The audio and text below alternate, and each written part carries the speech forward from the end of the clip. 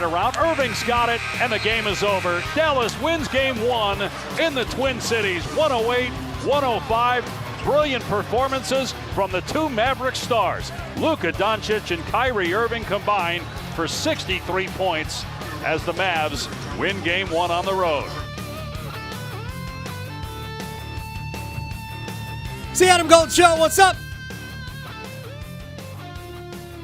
I am Adam Gold, Victorious here. Woo-hoo, boy, we got a lot of stuff to talk about today. I'm very excited. Yeah. So, I watched hockey and basketball last night. Just hockey for me. The NBA game was also very, very good. I got the stats. Entertaining, very entertaining stuff. Mm-hmm. This is a great time of year. We're all, I think I meet more Hurricanes fans every day than I ever have. And, I mean, I actually texted with one today I was hoping to, I'm going to leave the name out. I was hoping to have this person on for just a hot second to help me play a joke today. Oh. But this person could not do it. But bummed that the Canes are out. Ran into a couple of people yesterday who recognized me from either the podcast or just because I've been here for a quarter of a century. Man, I'm bummed about the Canes. Yep, me too. And then, of course, last night on Twitter, we had people still litigating the series, but that's fine. We're going to litigate the series until we start playing games for real. And we might be litigating this past playoffs until next playoffs, which is all fair. I have zero issues with anybody who is still bent because the Hurricanes are no longer playing. I got no problem with it. We should all be disappointed that they're not playing anymore. But we'll get to last night's game. We'll get to tonight's game as the Western Conference kicks into gear with Dallas and who's Dallas playing again? The Oilers? The Oilers. I'm drawing a blank. At one point I was like Minnesota, but no, wait, Minnesota didn't make the playoffs. Who is it now? No. That's right. Connor McDavid is still alive. McJesus is still there. Yeah, McDavid, Draisaitl, Hyman, others, but Stuart Skinner. Is Stuart Skinner going to carry them to the Stanley Cup Finals? I don't see it. No. I think Dallas is the better team anyway, but we'll get into all of those things. And there is some cool new hockey news that we're going to get to very quickly. So let's go.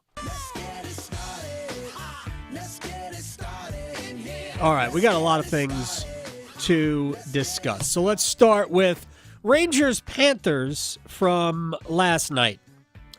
And Game 1, Eastern Conference Finals. How long have I been saying? Even while we're talking about how good Carolina is, and I thought they were going to beat the Rangers, all that, how long have you heard me say Florida's the best team? Yeah, for a while. It's been a long time. Florida's the best team. I don't even think they needed Vladimir Tarasenko, but they added him anyway. Yeah. They didn't need Kyle Oposo, but they added him anyway, although he was a healthy scratch last night. They are, for my money, top to bottom, the best team. And they were very good and very stingy last night. Yes. Some people might not realize this. Florida allowed fewer goals than any team in the NHL. Wow. Last year, this past season. Yeah. Florida and Winnipeg tied. Winnipeg, of course, had the Vezina Trophy winner in Connor Hellebuck, but they tied for the fewest goals allowed in the National Hockey League this season at 198. Okay. It's like 2.3 a game, less than that, right? It's not a lot. No, they're incredible defensively, and they've got incredible goaltending. And if you watched last night, you had to go, "Oh, how does anybody score?" Well, the Rangers, because of their defense, their amazing defense, the Rangers had no shots on goal. If you just look down the list of all the guys, Nothing. I think the most, Trocheck had 3, Lafreniere had 2. Yeah. Kreider only had 2. I mean, it's ridiculous. Bobrovsky he's an octopus. He was amazing. Right. He and was he goes flopping around side to side, stick, no stick, doesn't matter. Yeah. He was awesome. It's amazing. Last night. So, Matthew Tkachuk scores the first goal. You got an anytime goal. Heck yeah, from I did. Carter Verhaeghe. Yes, I did. Even though it was Alexis Lafreniere's goal. Thank you, Lafreniere. So appreciate you. The way it should read, in the box score is Lafreniere from Verhaeghe and Shesterkin, who gave the puck away. Right. That was just a terrible play by the Rangers all around, but whatever. And again, why do I not actually put real units on this stuff? Because I also took the Panthers in the under yesterday. You did. And I had Rangers and over. We found out who was right. What was funny is that I was going back and forth between 2 players last night for the Panthers well down the board. I went with, I think, Aaron Ekblad to score, who had a great scoring chance late in the first period. Mm-hmm. And Oliver Ekman-Larsson, who scored the goal that was chalked off for goaltender interference. I'm just going to say this. I know Paul Maurice after the game said, I thought that was the right call. I hope we get that call at some point in the series. Bull. Yeah. It was a bad call, and here's why it was a bad call. Did Ryan Lomberg go into the crease on his own? Yes, he did. But there was no contact with the goaltender, Igor Shesterkin, until Ryan Lindgren, as Lomberg was trying to come out of the crease, until Lindgren drove him into Shesterkin. And I'm not sure it affected the play anyway. Either way, to me, that's a bad call. But if you go into the crease on your own, every possible thing that happens is going to be held against you, obviously. But file that away for later when we have a similar situation and the decision is the other way. One more thing about the game last night. I realized that the Rangers had the most points, right? So they're the President's Trophy winners, so they get home ice advantage, Game 1 and Game 2 at Madison Square Garden, 3 and 4 in Florida, 5, we you know how that works. I didn't realize that they were also getting the home team broadcast. Every time. Every single stinking time. So, I swear, Florida did not win Game 1. The Rangers lost Game 1. Yeah, exactly. It was Mark Messier went as far during the second intermission to say, don't panic. Yeah. It's only 1 goal. Right. Florida fans are sitting at home going, excuse you? Wait a second, don't panic. What? We're good at this. Yeah. We were in the Stanley Cup Finals. It was so frustrating to watch that. It was everything the Rangers weren't doing. Yes. As opposed to the fact that Florida is flat great. Amazing. Oh, I know. And I love Mark Messier because he's great. Hall of Famer, yada, yada, whatever. Why are you at the desk? You are so biased. It's disgusting. Go away. Sorry. That's from a Canes fan. I'm like over it. To be honest, my bigger problem, and I am a huge fan of Sean McDonough. Yeah. My bigger problem was with Sean McDonough yesterday. That was bad too. It was, why don't the Rangers have shots on goal? Like, dude, Florida's great. Because their defense is awesome. Maybe that's why. Anyway, it was super frustrating as, honestly, I am a much more nonpartisan, if you will, viewer, because I don't like to play the games where, hey, the broadcast crew's against us, right? And I understand a lot of Hurricanes fans felt that way. I agreed with them during the series because it was pretty obvious that it was a very pro-Ranger broadcast. Right.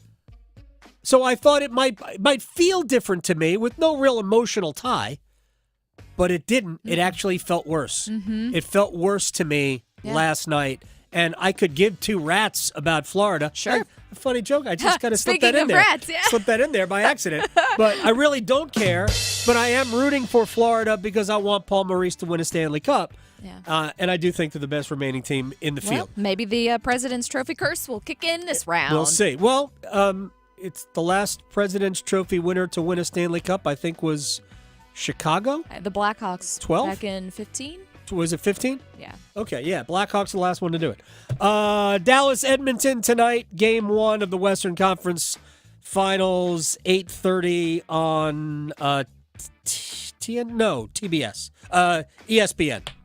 As long as it's No. ESPN has the East, TNT has the West. So ESPN's got the basketball game tonight. Yes. So TNT. So, whew. I know. Thank Give you. me Biz, Liam, Yeah, give me that. Chris, all them. Well, at least, and Toronto's not there, although maybe he'll be rooting for Edmonton now. I have no idea. Yeah. All right, to the NBA. Dallas and Minnesota played game 1 of their series last night.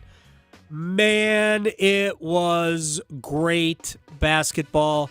Kyrie Irving in the first half showed you why. When we make these lists, who are the best this, the best that, the best this? It's hard to put Kyrie on that list as the best, really anything. But if you changed the word you used from best to most talented, Kyrie Irving is a top 5 all-time NBA player. He can do more things that nobody can do. And he was awesome in the first half last night. And Kyrie is, unfortunately for a lot of people, annoying and frustrating because he is walking performance art. And maybe it's my hope that he comes out of that phase of his career, his life, and just relaxes and allows himself to be the great player and the potentially great leader that he is. And maybe that's happened because it does appear that he is resonating with his teammates and they are following his lead as a player. Dallas is really good. Way better than I thought. I don't know how many months ago. Yeah. But even going into the playoffs, I was skeptical of the Dallas Mavericks. Man, nothing to be skeptical about. They can defend, and I can watch Derek Lively II play all day long. All right, Kyrie on putting game 1 behind them and looking ahead to game 2. We have some correctables. We have some things that we can talk about tomorrow. But the object of this series is to get as many wins as possible, first to 4, while also respecting your opponent, understanding that they're going to give you their best shot in game 2. So we did something great tonight, but we didn't win the series, and we understand that. And we know that they're going to be highly motivated to beat us next game as they were tonight. But it just wasn't their night. It was ours, and we got to continue to do the little things that got us this win tonight. By the way, I thought it was funny. They had him on the set on TNT. And I think it was Barkley that brought it up because after Minnesota eliminated Denver, Anthony Edwards said, I got Kyrie, like he was going to guard Kyrie. And Barkley was like, yeah, you're sitting at home, enjoying a meal with your family, and all of a sudden that comes out, and Kyrie just starts laughing and goes, yeah, I take that as I use that as some motivation. Right. But he also said it's also a sign of respect. Yeah. Right? So he didn't have an A&E problem, and he loves Anthony Edwards, who's going to be on Team USA coming up for the Olympic team this summer. So, all of that struck me as really, really cool. Even though it wasn't necessarily banter between Edwards and Kyrie, I thought the whole thing was really cool. So, great game by the Mavericks last night, and now we've got Boston and Indiana game 2 tonight, 8 o'clock, and that one will be. Will there be OT again? No. We'll see. No, it shouldn't be. No. I mean, honestly, if Boston does what Boston's supposed to do, this one, I thought that we would have a game 1 like we've had in game 2s, where Boston fell asleep at the wheel and just forgot to play and lost the game and then went on to win the series. Yeah. But I thought that was game 1.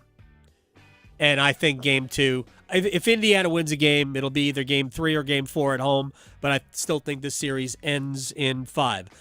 Before we bring on our first guest, Sheldon Keefe was named as the head coach of the New Jersey Devils. So remember that Lindy Ruff was the head coach of the Devils last year, and he was fired. Travis Green was named the head coach, and Travis Green decided, you know what? I don't want to coach you guys, so I'm going to go coach Ottawa, who's not nearly as good as the Devils. That was a curious move. Both teams are in dire need of a goaltender. But Sheldon Keefe, who was fired as the head coach of the Toronto Maple Leafs, is now the head coach of the New Jersey Devils. Frankly, I don't understand that move, regardless. Craig Berube is the new coach of the Maple Leafs, and Lindy Ruff is the new coach of the Buffalo Sabres. And there are coaches, openings really all over the league. Not here because we've got Rod Brindamore. We've got Rod Brindamore as the head coach on a multi-year deal. And isn't that cool? So that coaching news is taken care of. And now we just wait for the start of the season. Actually, we have to get through the draft and then free agency. One other sports note before we bring on our first guest. Rafael Nadal, who has, 12 French Open titles? 13, 80, 90, 100? Has had injuries and all sorts of things happen to him the last year and a half, is an unseeded player at the French Open, and drew Alexander Zverev, the fourth seed and one of the favorites in the opening round. Nadal is an unseeded player. If you are Alexander Zverev, you went, wait a second, what? What did you do? But Nadal's trying to play the French. He has not been healthy. This is probably not a good way for him to start because it's probably the way he's going to end. But, man, I can't wait to see the lines for that. All right. Great news earlier today, and I want to make it very clear that as I say this, it's going to seem that this is better news than it really is, but it is big news.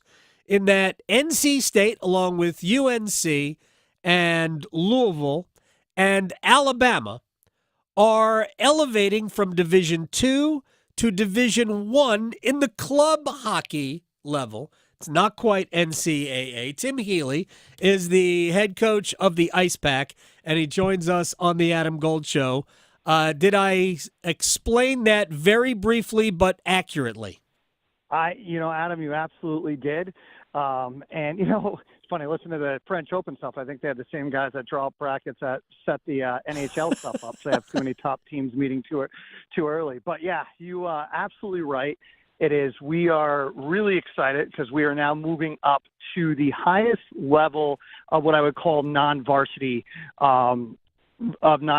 collegiate hockey. So that's really one step away from the NCAA level. And what's even more exciting about it is you see the top ACHA Division I teams, which we're looking to ascend to in 25-26. They're playing NCAA Division I teams. For example, UNLV has a pair of games set up with Denver and Colorado College, and Denver is they just won the NCAA Division I. They did. So UNLV is a ACHA Division I, so it gets us on that level. You're seeing more Division I ACHA teams playing NCAA teams, and your last two biggest NCAA Division I add-ons, Penn State and Arizona State, were both born out of ACHA Division I and were top teams in the ACHA Division I before making that step. So, yeah, this is a huge step. It's not NCAA yet. I know everyone's clamoring for that, but that's still a long way off. I mean, look, we all know what the ACC is going through with lawsuits and the like, so the timing isn't right there, but the timing is right for the Ice Pack to make this step. Tim Healy is joining us here as head coach of the Ice Pack. All right, so tell me what this move affords you, and it doesn't go into effect until the 25-26 season. So there's one more season at Division II of this level before we get to Division But give me the biggest difference apart from you're allowed or more able to schedule NCAA teams. What's the biggest difference between 2 and 1? I think the biggest difference, without question, is you're going to see the quality of the student athlete on the ice go up significantly. So the fans here in Raleigh, they are going to see an even higher caliber of hockey coming through the door, and that's a huge piece too.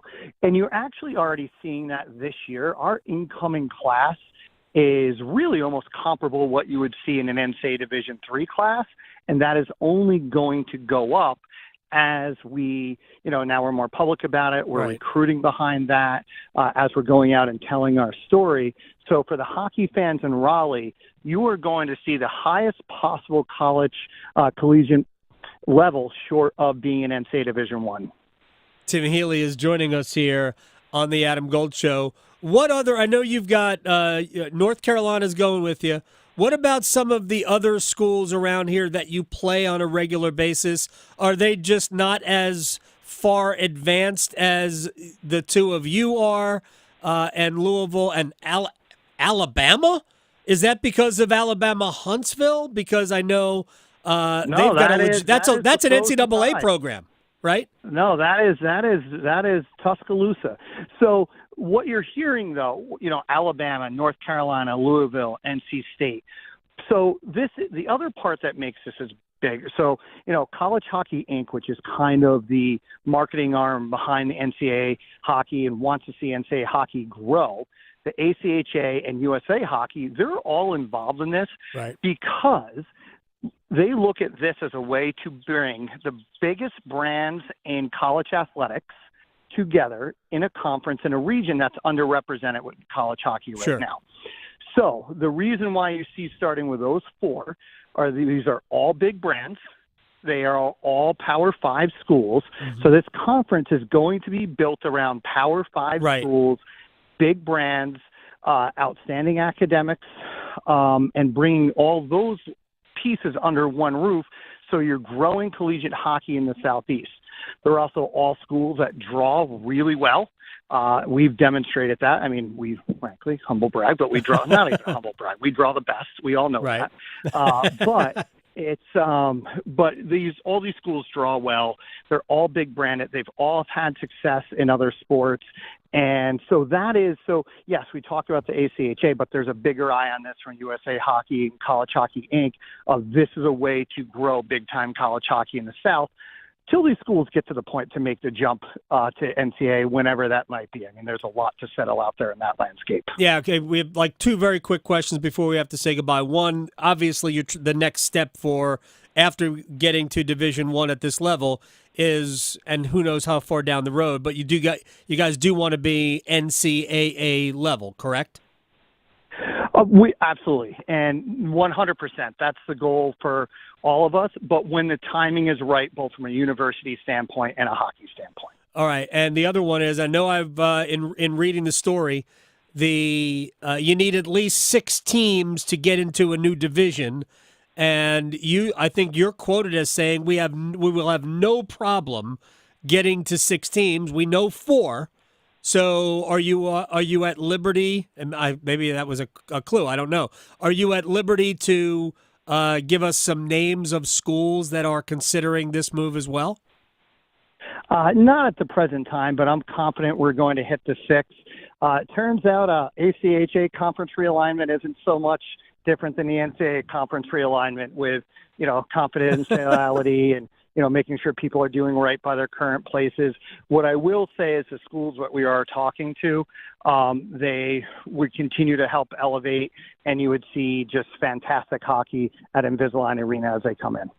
All right. So, but is there a grant of rights? Is there a $500 million exit fee? Should a team decide to sue the Ice Pack?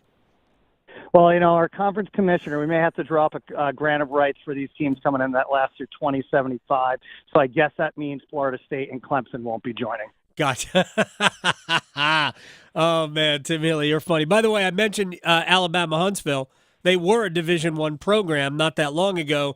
but had funding issues, so they have dropped the sport. I don't know if they've dropped down to club level, but it's no longer an NCAA sport.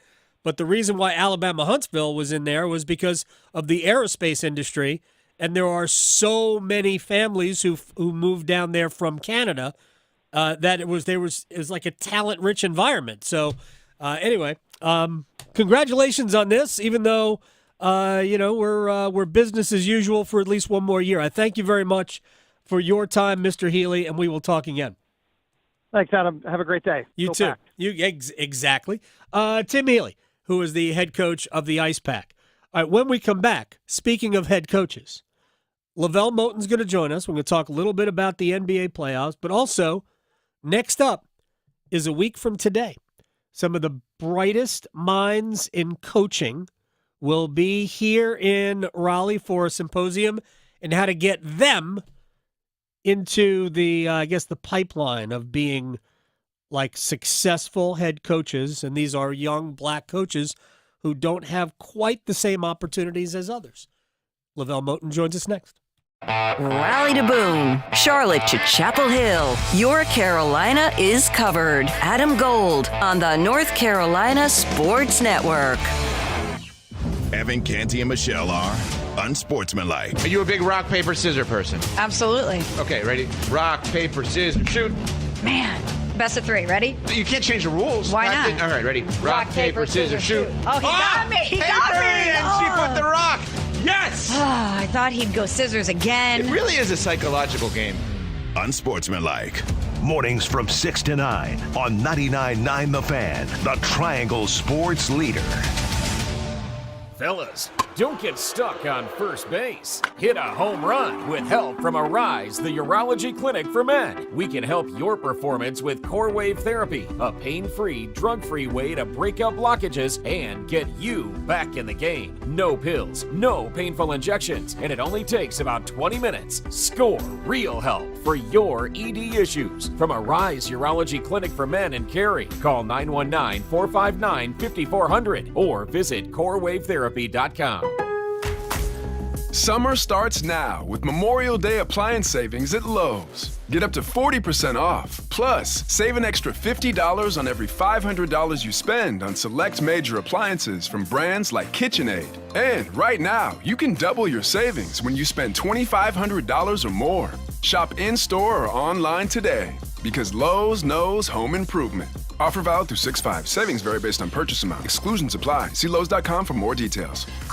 Oh, this North Carolina Education Lottery Winners Club espresso is strong. Pace yourself. New winners tend to overdo it on the coffee. And with new scratch-offs out, well... Hey guys, I'm a new winner. My name's Steve. What's your name? I really love this coffee. Wow, this place is great. Glad I grabbed a new scratch-off. Okay, nice to meet you. Gonna get a massage. Ooh, I think I need to relax. Told you. This month's tickets pack $135 million in total prizes. The Winners Club awaits. Must be 18 to play. Approximate overall odds of winning range from 1 in 3.41 to 4.25. Problem gambling helpline 877-718-5543. Is that your new Nissan Rogue? Yeah, crazy story. So I'm at the Nissan Thrill of Summer sales event when Dave, the sales guy, asks, want to test drive the Rogue? And I'm like, let's go.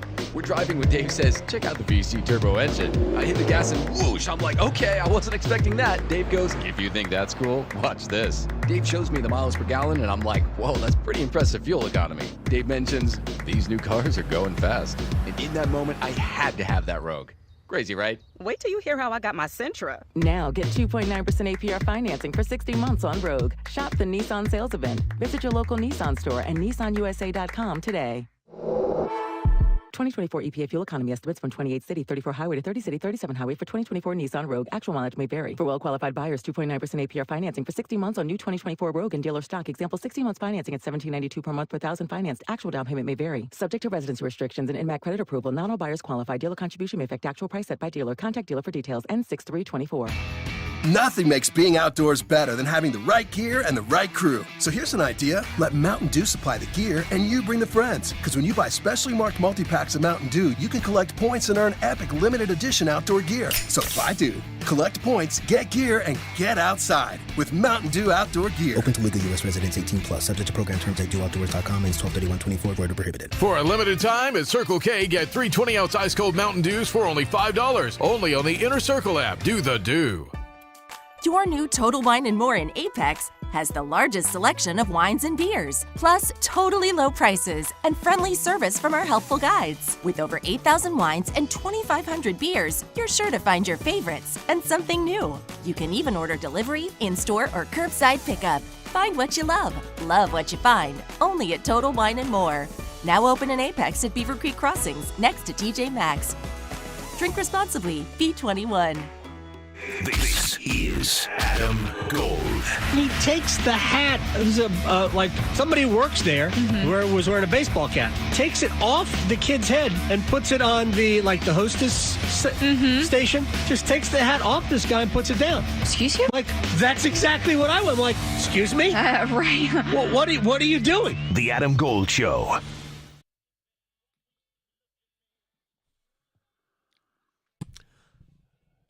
It's the Adam Gold Show. I'm Adam Gold, Victoria, producing the program. May 30th and 31st, a brand new event. I think it would be cool if it's an annual, but it's not my call. Might not even be Lavelle Moten's call, who's the brains behind it. Mike Tomlin will be here, a Next Up Coaches Conference where they're bringing some of the brightest young African-American coaches from across basketball to, I don't know, just, well, Lavelle Moten is here to talk not only about this, but also the Celtics getting away with one maybe a couple of nights ago. But let's start with the convention, which starts next week on the 30th when your good friend Mike Tomlin will be here. I'm excited that Julius Hodge is coming to town. Because he is one of my all-time favorites, as is Nolan Smith. So I know we've talked about this before, but for people who didn't hear that conversation, refresh everybody's mind about what your plan and what your goals are.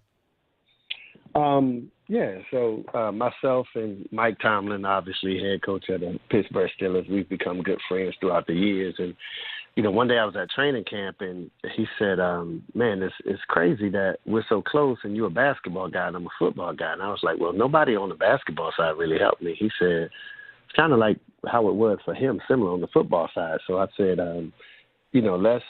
let's kind of develop a coaches initiative for black and minority coaches to give them the opportunity to, number one, advance their careers, to cultivate their relationships, and put them in a position where they can possibly interview in front of their potential employees. And so we called it Next Up because we invited 16 ADs from across the country, and we also invited the search firms.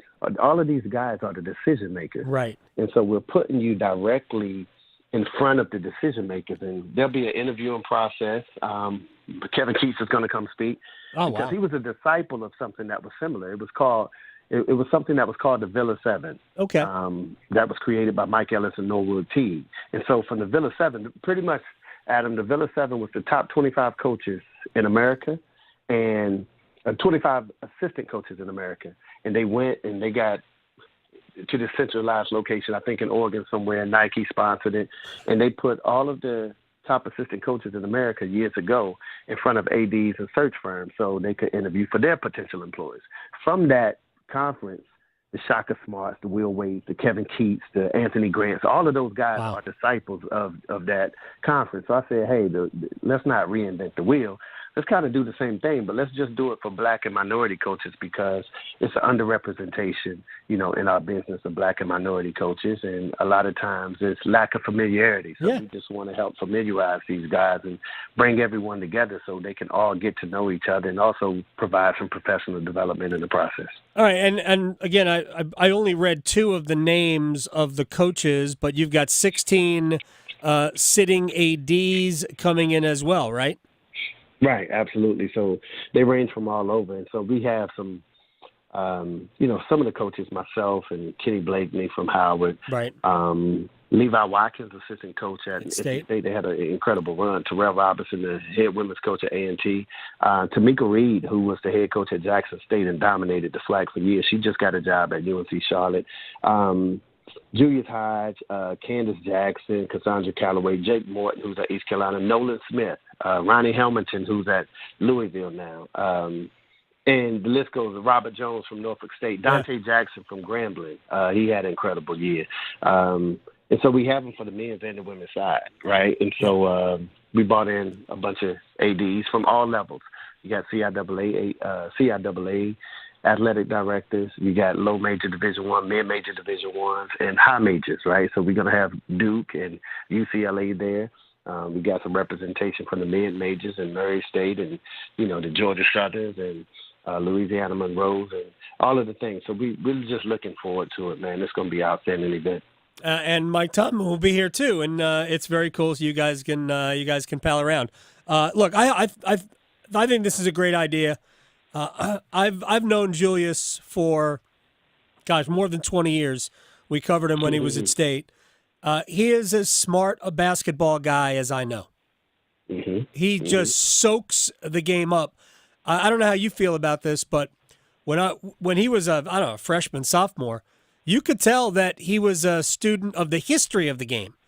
And I think that if you have, if you have an interest in the history of your sport, it's, to me, that tells you a lot about what the game means to that person. So Hodge knew about stuff that was, well before he was even born. I just think that's impressive.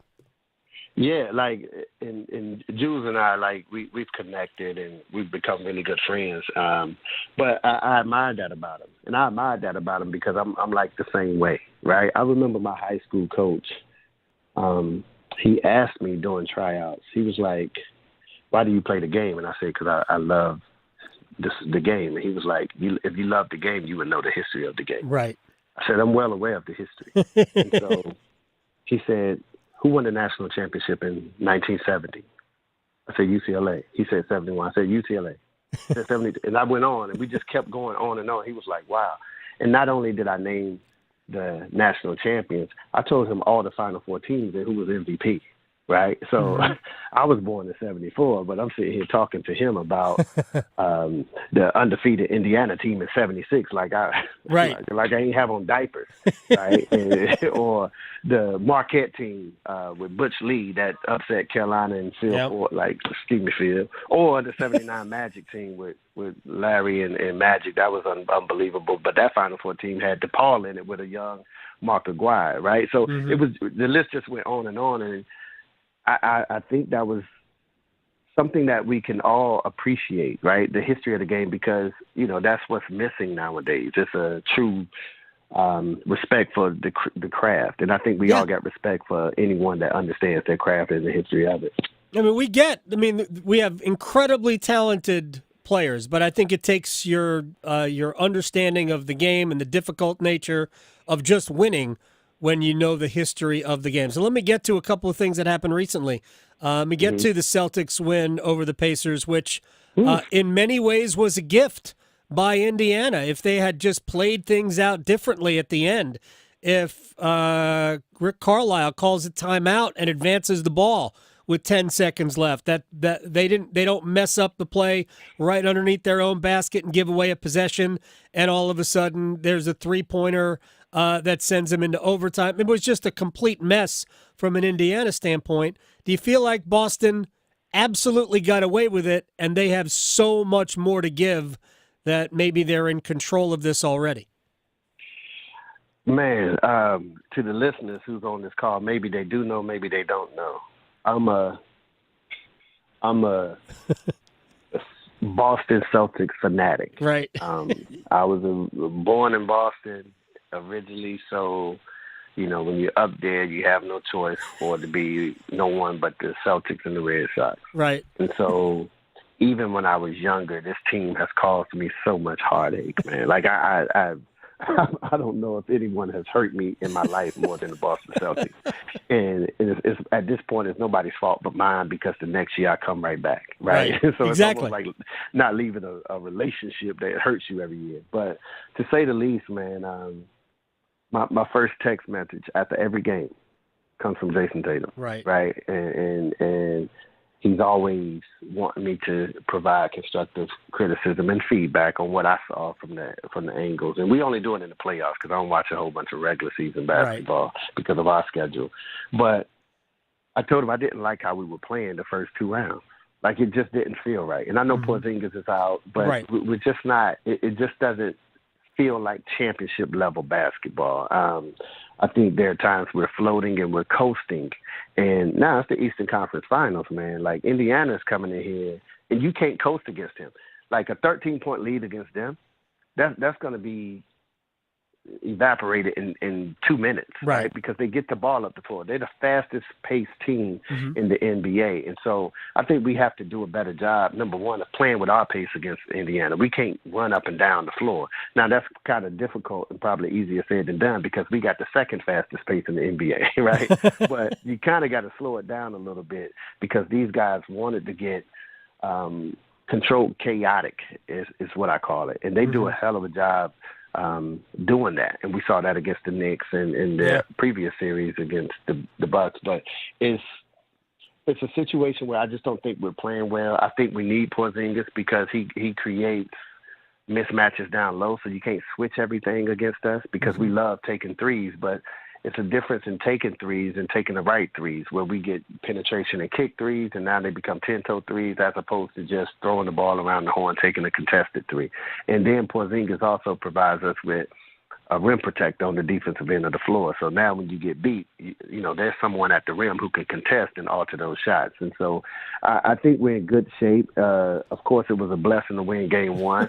If I'm being honest with you, I just took the remote and threw it down on the ground when we were down 3 with 10 seconds. I was ticked. And so you got to finish games if you're Indiana. And I love them because a kid, Tyrese Halliburton, I'm really close to because I coached him in 2019 USA basketball. Right.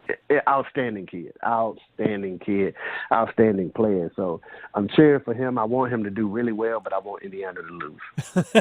Well, I mean, he turned it over a few times late. And the turnovers killed Indiana. There were a bunch in the overtime. They gave up way too many offensive rebounds late in regulation into the overtime. So all of the things that I'm not going to say are automatically correctable because I think you can pressure teams into mistakes, and I think Boston did that too.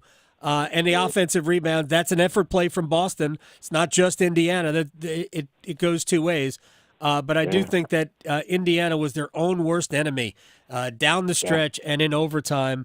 And when you're not good enough, when you're not as good as the other team, not good enough. That's the wrong way to say it. But when Boston is clearly better, and you have an opportunity to take game one to have Boston come away from that game with a win, man, that is a killer. If you are the Pacers, let me ask you about Kyrie Irving, who for 24 minutes last night. Made us go, oh, yes, that's right. That's why he is basically one of one. And I talk about the history of it because in terms of talent, he might be as talented as there has ever been at that position. And there are a lot of great players who played point guard. But what have you seen from him? And he sort of showed it in spurts. He doesn't really have to do as much as he used to. You know, I think Kyrie has always been Kyrie. Right, ever since I've known him, ever since the world has known him, Kyrie has always been Kyrie. I think over the last several years, the distraction into his personal life and his views and opinions have interrupted how society sees him as a basketball player. But I think now all of those things are out the way, and I think the focus is back on how good of a basketball player this guy is. And he's unreal. Last year, I think they struggled, Dallas, and I think they struggled for the same reason, and no one ever talks about this. I think they struggled the same reason. Remember the Heat was assembled with with LeBron and D Wade and Chris Bosh, and they lost in the finals to Dallas. Yeah. Well, the reason they lost in the finals to Dallas because Bron and D Wade just wasn't comfortable playing with each other. It was almost like they were both deferring in the middle of a game to one another. They didn't want to step on each other's toes, right? And that was what was going on in Dallas last year with Kyrie and Luka. Like, he have two guys who dominate the ball, and the Heat didn't take off until D Wade told Bron, "Look, man, it's your team. I'll be Robin." And Dallas took off when Kyrie told Luka, "Look, you dominate. I'll be Robin." And so now you're seeing the manifestation of that. And so they're playing well together, and they're hard to guard, especially in space. Luka is Luka, but Kyrie is like again, he's probably one of, if not the most skilled basketball player to ever walk the face of the earth, and that's saying a lot. So when you see him with making these crazy, ridiculous layups with his left hand, people don't know he's left-handed. Right. But, so it's like, but he shoots right. Like, he's really weird. Like, if you're around these guys, it's really weird. Bron does everything. He writes with his left hand, right? But he does everything else right-handed. So it's really weird. That is strange. Kyrie was with my son one day, and they were just talking. I was letting them have their moments, and my son is very inquisitive, and so he asked Kyrie a question, and he was asking Kyrie about, they call it jelly, but it's the spin and the layups and all that type stuff, right? And they call it jelly now. That's the new term. So I'll know that when I talk with my son about it. Okay, good. Yeah, you got to note that, right? Keep up, right? And so Kyrie told him something, and it blew his mind. He said, well, VJ, when I'm laying the ball up, he asked VJ, he said, how many squares are up there? And VJ said 1. And Kyrie said, no, it's 7. And VJ said, huh? Like, it's 7. So what Kyrie has done, he's taken the backboard and broken that one backboard down into 6 different squares. And now the 7th square is the backboard, and that comes to the 7th square. So he knows whatever angle he's at, he's identified these squares as space 1, 2, 3, 4, 5, and 6. So now if he's going and trying to flip to the right side, instead of worrying about making a layup, he's just trying to put the proper English into this 6th square, and he knows it goes in. Like, this is the art and science behind some of the things that he does. And you like, wow. So when he's finishing over Rudy Gobert last night and, making these crazy, difficult shots, that's his mindset. And I just think we were talking about the history and the arts and crafts of the game. Like, that's another guy, man. So he's incredible, to say the least. Well, you are too. Lavelle Moten joining us here on the Adam Gold Show. We ran out of time. I have a lot of other questions. We'll talk again soon. Good luck. Let me know if you need me. You got it. Good luck on next week with Coach Moten and all the guys. And I appreciate it. We'll talk soon. Thanks, Bob. It's called Next Up. You can find out more information about it. Just Google Next Up, Lavelle Moten, everything you need to know. When we come back, one-timers, and next hour, we're going to ask that baseball question we asked yesterday, but we're going to ask it to a baseball guy, not just me. Next. Going beyond the box scores. Adam Gold on the North Carolina Sports Network. At North Carolina Farm Bureau Insurance, we like calling North Carolina home because being local matters. It's why in every county, we have agents whose hometown is your town. That means we're there when you need us most, with personal service you'd expect from a friend or neighbor. North Carolina Farm Bureau Insurance. Helping you is what we do best.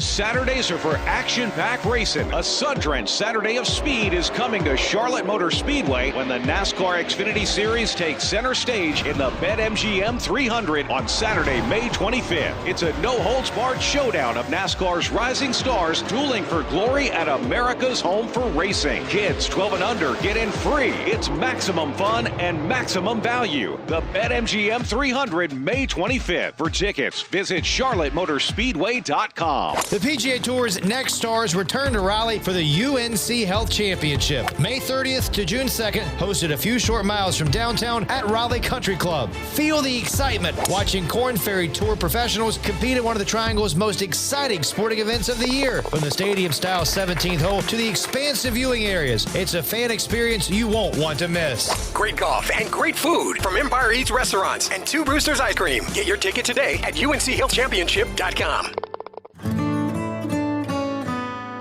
It's the first day of the first grade, and she found a new best friend. It's a laid-back Sunday afternoon you wish would never end. The homemade taste of Bluebell and good friends gathered round. The good old days are being made right now. Grab a frosty mug and try the newest flavor from Bluebell, A&W Root Beer Float Ice Cream. A creamy vanilla-flavored ice cream swirled together with an A&W Root Beer flavored sherbet. A new way to enjoy your favorite root beer float. The good old days are being made right now. The good old days are being made right now. Look for Bluebell ice cream at your local grocer and pick up your favorite flavor today. May is Older Americans Month, and this year we celebrate being powered by connection, the profound impact that meaningful relationships and social connections have on our health and well-being. Learn how AARP can help you find those connections and get the most out of life by listening to AARP Without Limits. You can find the latest episodes of AARP Without Limits wherever you listen to your podcasts. NC Medicaid is for people just like me. Adults who don't have children. People who serve. People who do the heavy lifting. Childcare teachers. Full healthcare coverage at low or no cost. Doctor's visits, emergency rooms, and prescriptions. So if you applied before and didn't get it, apply again. NC Medicaid covers more people than ever before. NC Medicaid is for more people. See if you qualify at medicaid.nc.gov. Have you ever noticed how little things can make a big difference? Letting someone with an item or two check out in front of you, especially when you have a cart full. By the way, it doesn't take any time to smile at a grumpy checkout clerk. Maybe they've been working a long shift. It takes so little time, but it works wonders. In North Carolina, we have always taken pride in being kind to everybody. Little things do make a difference. Makes you feel better. Makes everyone around you feel better. When you're high, you feel different. But if you feel different, you drive different. So don't drive high. Brought to you by NHTSA and the Ad Council. This is Adam Gold. Please let the coach and GM pick this year. Right. And they put this on the sign outside of the restaurant, and I guess David Tepper actually went inside this restaurant. Do you know that there is security video of that visit? Wow. The Adam Gold Show.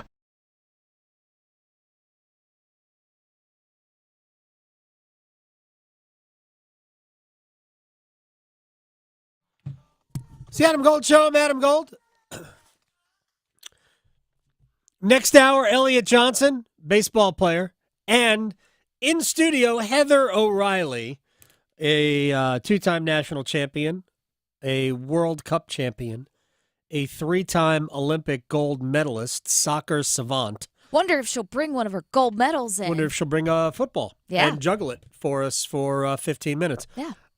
She will. We're going to talk about the soccer tournament, which is coming up in a couple of weeks. She's going to play in it, and we'll talk about the fact that we're going to see Manchester City and Celtic play here coming up in June. It was June or July. When I get the July 23rd at Kenan Stadium. So we're going to talk some soccer, and we'll also ask her. And I asked this of Jessica Sharman yesterday. How difficult a job is it for Emma Hayes to take over as the women's national team coach, which has to be the most difficult job in world football. But right now we got time for one-timers. Okay, so kicking things off, let's do a little basketball. So the Indiana Fever with Miss Caitlin Clark. They got another L, but 0 for 5. But their last few games have shown a little progression because the margin is only like a bucket. So they're, tie game late last night. Exactly. So for any Fever fans out there, should they look at this as progress? Yeah. Because, they were the worst team in the league. Yeah, they had the first pick for a reason. Yeah. So, no, of course. Yeah. They want to win, and they added a great player. Yeah. So it's going to take some time, but they'll be fine. She had I wouldn't say she had a great game last night. I think she had 21, 7, and 7. So she was good. She wasn't amazing, but it's an adjustment period for everybody. So I'm not worried. Did people think that they were going to go undefeated? Yeah, I don't know. Well, I don't know. It's a learning curve for Caitlin. Is Victor Wembanyama getting this kind of scrutiny? Yeah, I don't think so. I don't think I've seen that. I don't think so. No, Okay. it's weird how it works like that. Yeah. So, after watching the Dallas Mavericks and the Minnesota Timberwolves game, what adjustments do you think the Wolves need to make in Game 2? They need to be more aggressive offensively. I don't think they have really been great. You can't just rely on your defense. Dallas, as it turns out, is bringing a pretty good defense as well. I do think, though, Derek Lively is a game changer for the Mavericks, man. He gets better and better and better. He's on the court at the end of games. They need Anthony Edwards to be more of Anthony Edwards, which is awesome. Anyway, that's what they need. Going beyond the box scores. Adam Gold on the North Carolina Sports Network. Hey, it's Adam Gold from my friends at FanDuel, America's #1 sports book, and I was thinking about going in again. I did the Pacers on the money line in Game 1, and they burned me. But it looks like Boston wants to lose, maybe. I don't know. But you can enjoy this as well. Make your first $5 wager when you sign up using FanDuel.com promo code AdamGold, FanDuel.com promo code AdamGold, and we'll send you $200 in bonus bets. So it's no sweat off your nose if the Celtics come back and beat the Pacers again. See what I did there? FanDuel.com promo code AdamGold. FanDuel, America's #1 sportsbook. Must be 21 and older and present in North Carolina. First online real money wager only. $10 deposit required. Bonuses issued as non-withdrawable bonus bets that expire 7 days after receipt. Restrictions apply. See full terms at FanDuel.com/sportsbook. Gambling problem? Call 877-718-5543 or visit morethanagame.nc.gov. If Heineken Silver was a 60-second radio ad, it'd tell you all the stuff you need to know in only 30 seconds to keep things light and refreshing. Seriously, time me. Heineken Silver, a world-class light beer that's surprisingly crisp and refreshing. Made with only premium quality ingredients and just 2.9 grams of carbs and 95 calories. All without compromising on taste. Heineken Silver. All the taste, no bitter endings. Order now at Heineken.com/silver. Must be 21 and older to purchase. Enjoy Heineken responsibly. Whew. 30 seconds. That's it. Done. Peace. Every so often in medicine, something comes along that is truly revolutionary. Dr. Mitchell Scheinkup, former orthopedic surgeon, now National Medical Director at QC Kinetics. I believe this is one of those things. Dr. Scheinkup is talking about regenerative medicine, something he's practiced, researched, and written about for nearly 2 decades. The old ways of dealing with joint pain, such as steroids and surgery, are no longer the best ways. If you have pain from arthritis or injury, you owe it to yourself to learn more about this exciting option, using your own body's natural power to get lasting relief. And there's no better place to learn than QC Kinetics. There is no one in this country today with more clinics, more satisfied patients, more advanced protocols, or more experience in using this exciting option to deliver life-changing results. Call QC Kinetics now for your free consultation. Call QC Kinetics, 919-400-5473. That's 919-400-5473. In Cary, Clayton, Raleigh, and Wake Forest, 919-400-5473.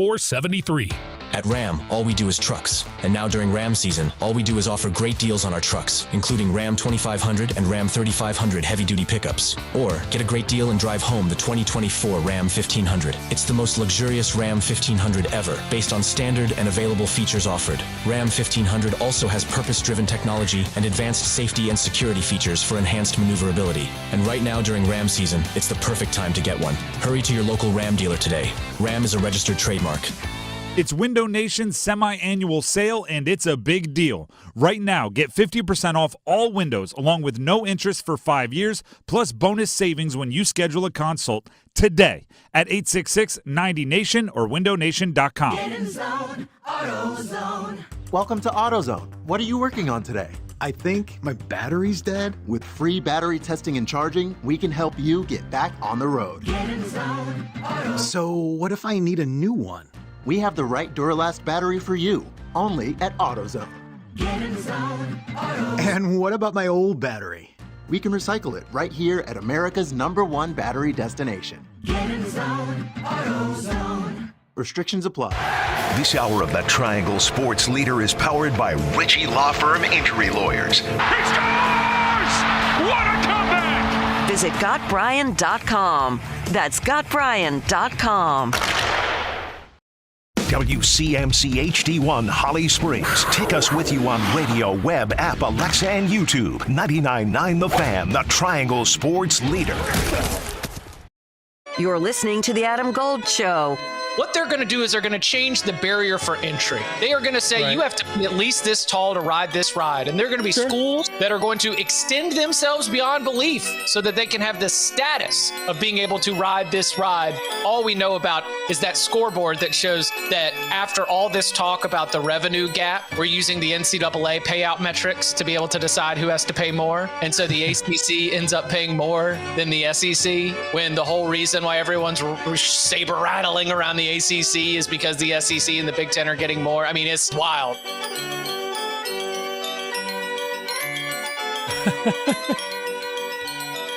Oh, man, we're all under the big top. I know. This just makes me think of the NHL coaching carousel that's happening right now. It is spinning. Mhm. Craig Berube went to Toronto. Mhm. Lindy Ruff, who left New Jersey, went to Buffalo.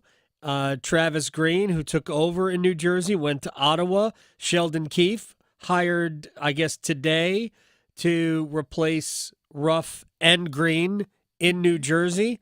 I don't really understand that hire if I'm New Jersey, but Yeah. And thank the Lord, Rod Brindamore staying in yes. Carolina. Well, that was always going to happen. Yes. Yeah. So, yeah, that's what the carousel gives us, man. It just it spins, and invariably, hockey is unfortunately the most old boy network of all the major sports. It just seems like, oh, did you coach? Yeah, you can coach us now. Mm-hmm. Everywhere. And I'm not saying that Peter Laviolette isn't an incredible coach, but the Rangers are his sixth team. So how does somebody as good as Peter Laviolette coach 6 teams? 5 of the 8 in the Metropolitan Division. Can you name the team not in the Metropolitan Division that he's coached, Victoria? And as a bonus, he coached them to the Stanley Cup Finals. Oh, did he? He did. Oh, I don't know. Who is it? Well, I know it's not Carolina. It's not Carolina because he won, and they're in the Metro. I know. So the non-Metropolitan Division team that he coached to the Stanley Cup Finals, Nashville. Oh, the Preds. Yep. He coached the Predators. So he's coached 62% of the Metro Yeah. and the Predators. So, yeah. And is that because they're too young? He hasn't had enough time with them yet. No, who hasn't? He hasn't coached the Devils in the Metro. Mhm. He hasn't coached the Penguins in the Metro, and he hasn't coached the Blue Jackets. But there's time. He's not that old. Exactly. When he leaves the Rangers, it would be quite the feat, right? To complete a Metropolitan Division sweep. When the Rangers But he could do get that. swept by the Panthers, and maybe. Shockingly, the Rangers did not win Game 1. They were not. No, it wasn't shocking. I only say that because, and this is not a knock on the Rangers, and I know how people are processing. It was like, well, why couldn't the Hurricanes beat the Rangers? I mean, that's not what I'm talking about. But We also didn't have Bobrovsky, so that would have helped. I mean, I'm just saying. he was amazing. Yes. Last night. He was awesome. So the only reason I'm poking fun is because it clearly bothered ESPN. Yeah. The ESPN broadcast was very Ranger-centric. And I think people understand this by now. I generally don't play those games, and I think that because we're a fan, we have a tendency to be more critical of announcers who are not ours and how they view the game and all of that and what they talk about. And I pushed back on things that I heard during the season, during the playoffs. Canes can't win on the road, blah, blah, blah. Okay, context. But not getting into the weeds on that. But it struck me, especially after the first period, which was fully controlled by the Panthers. 100%. That it was what the Rangers weren't doing. What are the Rangers not doing? What are the Rangers not doing? What, like, to an extent, PK Subban, who I will say ain't good, but was trying his level best to present things from a Florida perspective, but he's not very good at it. He's not. He was like the only one who kept saying, yeah, Florida's good. Florida's good. They're good at this. And between Sergei Bobrovsky, a deep and varied blue line, and the fact that Alexander Barkov is amazing. Very good. He is great in every area of the ice. He wins faceoffs. He's a top 10 faceoff guy. He was named the Selke Trophy winner, which is absolutely no surprise at all.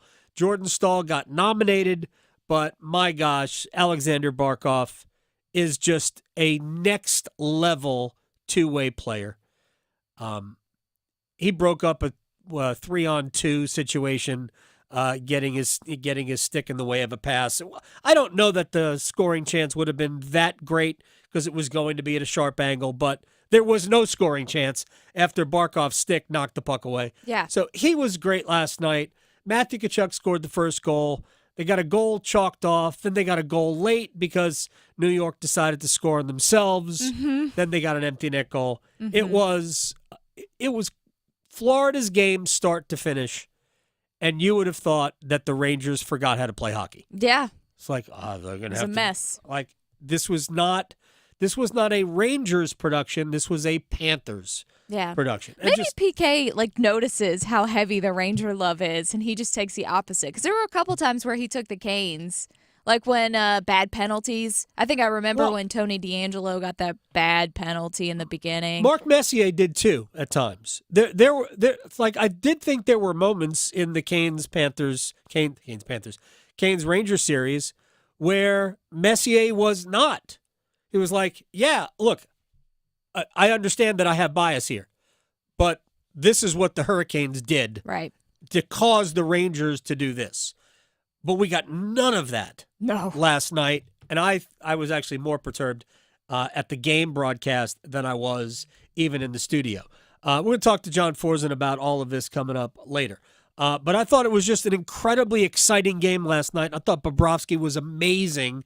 And if he's going to continue to do that, I'm sure the Rangers will score a goal. Eventually. It almost seemed that there was a force field. Mm-hmm. And, of course, Bobrovsky was the force field. Right. But there were situations where, that could be a goal tomorrow. Mm-hmm. But it wasn't a goal last night. He was that good. Yeah. Now we get Dallas and Edmonton tonight. Edmonton, much like Carolina, they have to make it not about the goalie. Mm-hmm. Because Jake Ottinger is better than Stuart Skinner. Flat out better than Stuart Skinner. All day, every day. Dallas's defense, flat out better than Edmonton's. Mm-hmm. If Dallas can stay out of the penalty box to a certain extent, and by the way, Dallas does a great job of staying out of the penalty box. Mm-hmm. If they stay out of the penalty box, I think the Mavericks. Wow. I think the Stars will win this series. It's all going on at the same time. It is. We're going to have serious conflicts in the Stanley Cup Finals and the NBA Finals if Dallas and Dallas both make it. Yes. But that's tonight, and I am looking forward to. I would take the over on that one. I took the under last night. I'd take the over on this one. I haven't seen lines yet. I don't either. We'll place bets at the end of the hour. Yeah. But I don't know. I think all of these games feel like they're going to be low scoring. Could be. I'm pretty convinced that Florida and New York is going to be a low scoring series. Oh yeah. Oh, 100%. I'd probably take the under on all the games. I'm not sure you could set it low enough. I know. If they come out with the line at 3.5, then Vegas is on it. So it'd be like Iowa football. Remember during the football season, Iowa's total. Right. It's the over-under. 28.5. I'm like, come on, would you stop it? Just stop it. What are we doing? They're trying to make us not watch. Exactly. So, yeah, but I think Florida and the Rangers are going to be a low-scoring series throughout because the Rangers are also great defensively. Yeah. This is not a knock on the Rangers. They're outstanding. Best record in hockey. Sure, yeah. I think Florida's the better team. Yeah. And by the way, the odds, Vegas thought Florida was the better team too. The Rangers have now, since they dispatched Washington, who had no business being in the playoffs, the Rangers have not been favored in a game.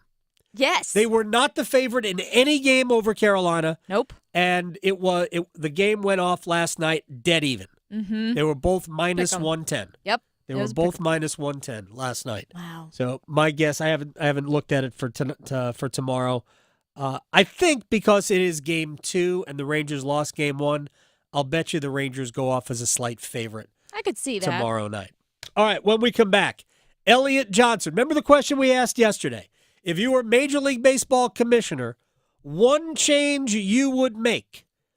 I will tell Elliot Johnson what my change would be, and then we will get his change, and we'll bring up some of your suggestions about that when we come back with Elliot Johnson. Then after that, in studio, Heather O'Reilly. Next. Raleigh to Boone, Charlotte to Chapel Hill. Your Carolina is covered. Adam Gold on the North Carolina Sports Network. As they say, don't cry because it's over. Smile because it happened. Canes fans, it was a great run in the stand. No, it wasn't. This sucks. Now it's time for a new look Canes. What will the franchise do tomorrow? Trade your favorites? Smash the piggy bank in free agency? Find out with us, your official home of the Carolina Hurricanes in season and the off season. 99.9 The Fan, the Triangle Sports Leader. Adam Gold here from my man, Coach Pete Deruta, Capital Financial Advisory Group in Apex. And Coach Pete was in studio with me yesterday. And not only did he bring me his own Kona blend of coffee with his picture on the bag, which is hysterical, he also brought me another one of his best-selling books, a new one, The Ultimate AI Earning Guide. You can go to Capital Financial Advisory Group in Apex. They are fiduciaries, legally obligated to do right by you. They're not working on commission. They only do well when you do well. And set yourself up for retirement with the total customized retirement plan. It is $1,000 value, but if you call 888-843-0013 or text Adam to 600-700 right now, we'll get you that for free. And we'll give you this book. 888-843-0013 or text Adam to 600-700. Coach Pete Deruta, best-selling author, retirement planning guru to billions of people. Maybe not billions, but smart people like you. 888-843-0013 for Coach Pete Deruta. At Bet365, we don't do ordinary. We believe that every sport should be epic. Every point, every game, every layup, every play. From the moments that are legendary to the ones that fly under the radar. Whether it's a three-pointer at the buzzer to tie the game or a player goes 2 for 2 at the free throw line. Whatever the sport, whatever the moment, it's never ordinary at Bet365, official partner of the Charlotte Hornets. 21 plus only. Gambling problem? Call 1-877-718-5543 or visit morethanagame.nc.gov. Picture this, the perfect summer barbecue. No stress, no responsibilities, just all your friends, burgers sizzling, hot dogs cooking, Pepsi Zero Sugar fizzing, and a backyard of very, very happy people. Oh yeah, we could get used to this. Very, very used to this. Grilling. Better with Pepsi. For a limited time, get 2 Pepsis for just $4 at Handy Hugo. So hurry in and enjoy an ice-cold Pepsi today. Is that your new Nissan Rogue? Yeah, crazy story. So I'm at the Nissan Thrill of Summer sales event when Dave, the sales guy, asks, "Want to test drive the Rogue?" And I'm like, "Let's go." We're driving when Dave says, "Check out the VC turbo engine." I hit the gas and whoosh. I'm like, "Okay, I wasn't expecting that." Dave goes, "If you think that's cool, watch this." Dave shows me the miles per gallon and I'm like, "Whoa, that's pretty impressive fuel economy." Dave mentions, "These new cars are going fast." And in that moment, I had to have that Rogue. Crazy, right? Wait till you hear how I got my Sentra. Now get 2.9% APR financing for 60 months on Rogue. Shop the Nissan sales event. Visit your local Nissan store and nissanusa.com today. 2024 EPA fuel economy estimates from 28 city, 34 highway to 30 city, 37 highway for 2024 Nissan Rogue. Actual mileage may vary. For well-qualified buyers, 2.9% APR financing for 60 months on new 2024 Rogue and dealer stock. Example, 60 months financing at $1,792 per month per thousand financed. Actual down payment may vary. Subject to residency restrictions and INMAC credit approval. Not all buyers qualify. Dealer contribution may affect actual price set by dealer. Contact dealer for details. N6324.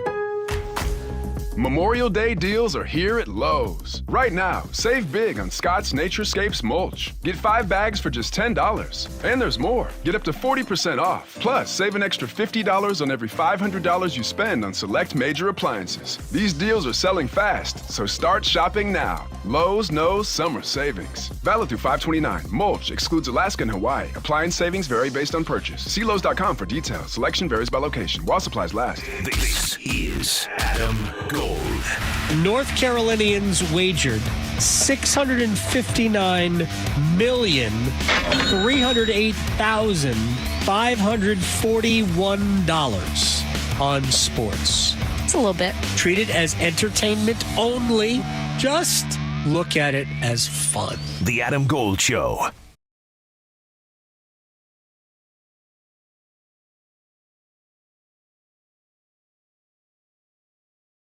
So I mentioned this yesterday. A Twitter feed, or I guess do I have to call it an X feed now? Called Baseball's Greatest Moments, with a picture of Bud Selig and Rob Manfred behind him. Question: if you became Major League Baseball commissioner, what would be your first move? Just to remind everybody, yesterday I said I would, in quotes, retire Angel Hernandez as an umpire in Major League Baseball. I have some other things, other thoughts, but we'll just bring in Elliot Johnson now, former big leaguer, Durham Bulls legend who joins us on the Adam Gold Show. So I'll ask you the question. If you became Major League Baseball commissioner, and I would support that in a heartbeat, what would your first move be? Well, so ending blackouts. I like the Angel Hernandez thing. I think we can talk a lot about that. I think we got a really good segment for that, Adam. But the reason ending blackouts is so important is because if you're in a market where the only way you can get to a game is to watch it on TV and it's more convenient and right. everything else that goes into being an American family who wants to watch a game, then to me, ending blackouts, if a kid, like, I'm just picturing a young Elliot Johnson, if I can't watch the Cubs, then why would I ever wanted to be Mark Grace as a kid right. growing up? I wouldn't, it would never happen. So if you want to watch Byron Buxton and you live in North Dakota, then, it's you got to have the opportunity to watch him play, and then you can go in the yard and play wiffle ball and pretend to be Byron Buxton or pick your favorite big leaguer. It doesn't matter. My dad talked about Roberto Clemente, Ernie Banks, Ron Santo every day, so that's what he wanted to be, and he taught us how to do that. So for me, if you don't have the ability to watch these people and emulate them, how many times have you been in the yard being fake, pretending to be Gary Sheffield, or it's Christmas time, and you get one of those wrapping paper rolls in the center, and you pretend to be Gary Sheffield while, one of your brothers bunches up some wrapping paper after Christmas and pitches it to you and you hit it with it. So there's so many different things, but if I'd never seen Gary Sheffield play baseball, how could I ever pretend to be Gary Sheffield? So ending blackouts, I think, is very, very important. We need to get the product out to more players right. so that we can have the next Shohei Ohtani. We can have the next, Vladimir Guerrero Jr., whomever everyone associates with and wants to be. I think that makes our game better. Now, getting rid of Angel Hernandez, yes, that makes our product more better because, there's a way, Adam, right now, there's a way to quantify how good these guys are. Right. We can do it all day, every day. And how embarrassing it is that baseball is a meritocracy, but for some reason, we can't send umpires down to the minor leagues. Look, if you don't like it, be better at your job. It's very simple. The motto of being a minor league baseball player is if you don't like it, be better. Right. Why can't we say that to umpires? We can quantify how good or bad they are, and we know there's guys that are likely in the minor leagues that can do better. Why do we put up with this? It just is asinine to me. I think there might be umpires in Pony League that might be better than Angel Hernandez. When I brought that up, I had C.B. Buckner, and they actually went. I didn't snap back at him. To me, as ungood as C.B. Buckner might be, he's not Angel Hernandez. I think he's in a class by himself. And then somebody went Joe West. I'm like, wait a second. I know you like Joe West. I do. Now, while Joe West was good behind the plate, obviously everyone's going to have bad nights, right? I've made multiple errors. I've struck out a ton. Everybody's going to have bad nights. But if you look at the coursework of their season, the resume that over the time, the period, a whole season, you have a pretty good amount of data where you can make a decision. Doug Eddings is a terrible umpire that somehow ducks any kind of accountability. It doesn't make any sense to me either. But they just it gets swept under the rug and it never gets talked about, And I know we don't want to make the game about the umpires, but okay, if that's the case, then let's not make it about the umpires and let's make sure the best ones are there, because a good umpire is essential. You never know they're there when they're good at their job. You don't even notice them. But when they're awful, the game ends up being about the umpire. So let's make it about baseball and not about them and get the best ones in there. All right, before I throw a couple of more things at you, I need to hear the North Dakota thing again. Well, I need Elliot Johnson did North Dakota. I don't even know what that was. We were speaking hockey to me. What was it? Well, you betcha. No, so I mean, I watched Fargo just like everyone back in the day, and I just dropped on North Dakota. I'm dying. It's so good. You betcha. I'm dying. It's so good. You play this game long enough, you'll run into guys from all over there. I remember there was a left-handed hitter out of he played for the Twins, actually. He was an outfielder, left-handed batter. I can't remember his name, but then there's a guy with the Indians, Travis Hafner. I think he's one of the more famous guys out of the Dakotas. But when you talk to him, he didn't really have much of an accent, but that guy could really play. So you said you grew up wanting to be Mark Grace. I grew up, I wanted to be Lee Mazzilli. You have no idea who that is. But Mazzilli, switch hitting center fielder for the Mets in the mid-'70s. Actually, after, touring around the league for a while, came back to the Mets as sort of a pinch hitter reserve outfielder in 1986. So he was on the 86 championship team. But he wore his pants really tight, which didn't look as good on me as it did on him. He was a Brooklyn kid. It was just all storybook. He was actually traded to Texas in a trade that got the Mets Ron Darling and Walt Terrell, who was then traded to Detroit for Howard Johnson. But never mind, I don't want to get too deep into the weeds on that stuff, although you brought me back when you said you wanted to be Mark Grace. So I got some other answers, some other responses. I want to run them by you.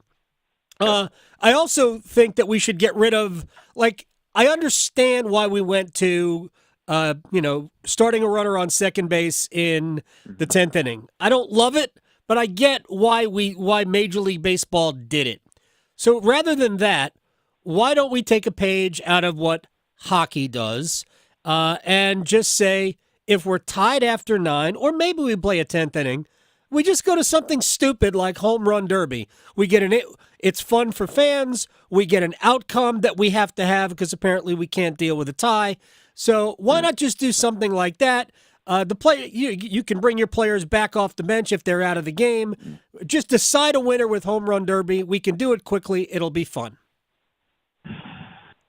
All right. I'm not going to be able to play along with this, Adam. No. I'm sorry. I'm envisioning having like a beer league softball player on everyone's roster where he comes out there, he's whatever, I mean, no disrespect to like a Miguel Sano or a what was his name? Willie Mo Pena. Oh, okay? These guys are just like hit the ball 500 feet.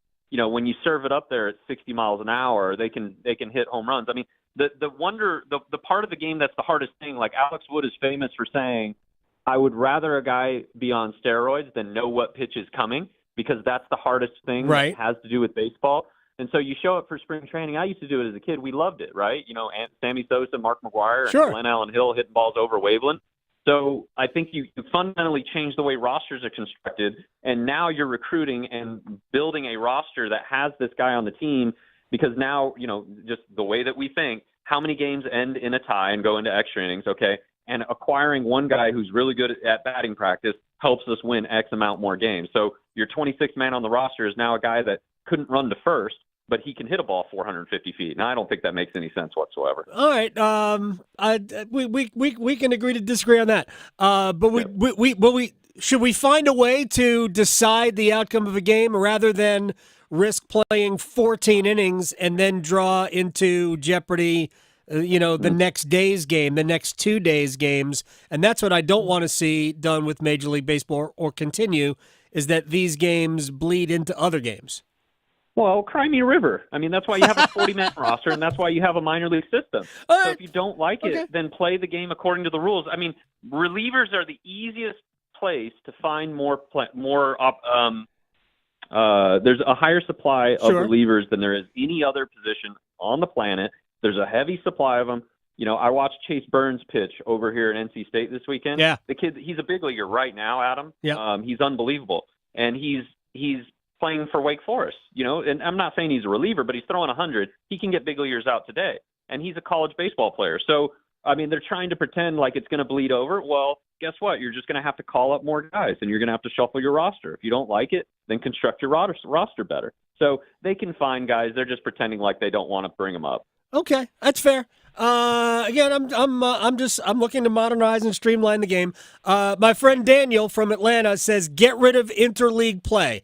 I am on board with this for a couple of reasons. One, it creates inequities in schedules because you're not playing everybody in the other league like they do in NBA or the NHL, and we could talk about other things regarding that. I think we designate one series to keep Mets, Yankees, Cubs, White Sox, whatever. Not every team has a bona fide rival in the other league, but one, maybe it makes the All-Star game a little bit better. I loved not having interleague play a whole lot more than I love having interleague play. Okay, but it's unfortunately for you, it kind of hurts your initial reason why you don't like it because of the inequities. I mean, the Cubs would love to play the White Sox this year, right? I mean, the Giants would love to play the A's this year. Sure. The Dodgers would love to play the Angels almost every year, unfortunately, right? The Rays would love to play the Marlins, again. I don't even know who the counterpart is for the Rockies. Maybe the Royals? No, the Royals are going to play the Cardinals. So whoever gets to play the Rockies is excited. So that creates inequities. Right. Or inequities. But if you only do 3 games, you can hide 3 games in 162. I suppose, because you'll sell some tickets and there's interest there. I remember when we were with the Rays, they were trying to create this friction between us and the Marlins, and that was never going to happen. So, it's kind of a weird thing. It really is. So let's just get rid of it. I like interleague play. No, I like it. I like that it creates a freshness. So if you wanted to see Ronald Acuna play, right, and the only way that you can do it is an interleague game, I think it's wonderful. I think it's great for the game. Okay, all right. Oh man, I was so on board with getting rid of it because I never liked it to begin with. Nah, I love it. I think it keeps things fresh. The true downside, though, Adam, to your point, like for the way the game was, when there would be brawls and that creates real interest, like the Yankees and the Red Sox back in the day. How much fun that was to watch Pedro throw at Tino Martinez again, or whoever it was. I mean, that was so much fun. And I hated both those teams growing up. Right. But if they were going to brawl, I mean, it made it way more fun. I mean, think of hockey. You go to a hockey game and there's a fight, it makes it way more fun. So when guys get hot like that, it makes it more interesting. Is that better for the game? Probably from an interest standpoint, but not better for the players. How about Pedro Martinez versus Don Zimmer? Yeah, Zim looked out for me. I love Zim, but Pedro's got to defend himself. So I mean, it hurts me to say that, but but you see my I'm saying though. I get it. I want to bring back interesting. I want to bring back arguments on the field. I want to see Earl Weaver turning his hat around and yelling at an umpire. I love that. Yeah, and nobody got thrown out of more games than Bobby Cox. that is true. There are not even behind the scenes anymore because they were mic'd up, but you could see Tommy Lasorda arguing with an umpire, and you get great audio. I love that stuff. Gosh, we don't have that anymore. We need more of it. Lou Piniella. Let's have Jim Leland come back and smoke heaters in the dugout. I mean, where do we draw the line here, Adam? I think we've gone too far at this point. All right, you rained on my parade. I wanted to get rid of extra innings. It's all right. Elliot Johnson, you're the best, my friend. I appreciate your time. Happy Memorial Day weekend to you, and we will talk real baseball another time. You too, Adam. Pleasure as always. And now we're in studio with Heather O'Reilly. You're awesome, by the way. Thank you very much for coming in. Thank you. You just did another interview right over across the hall. Let me just see.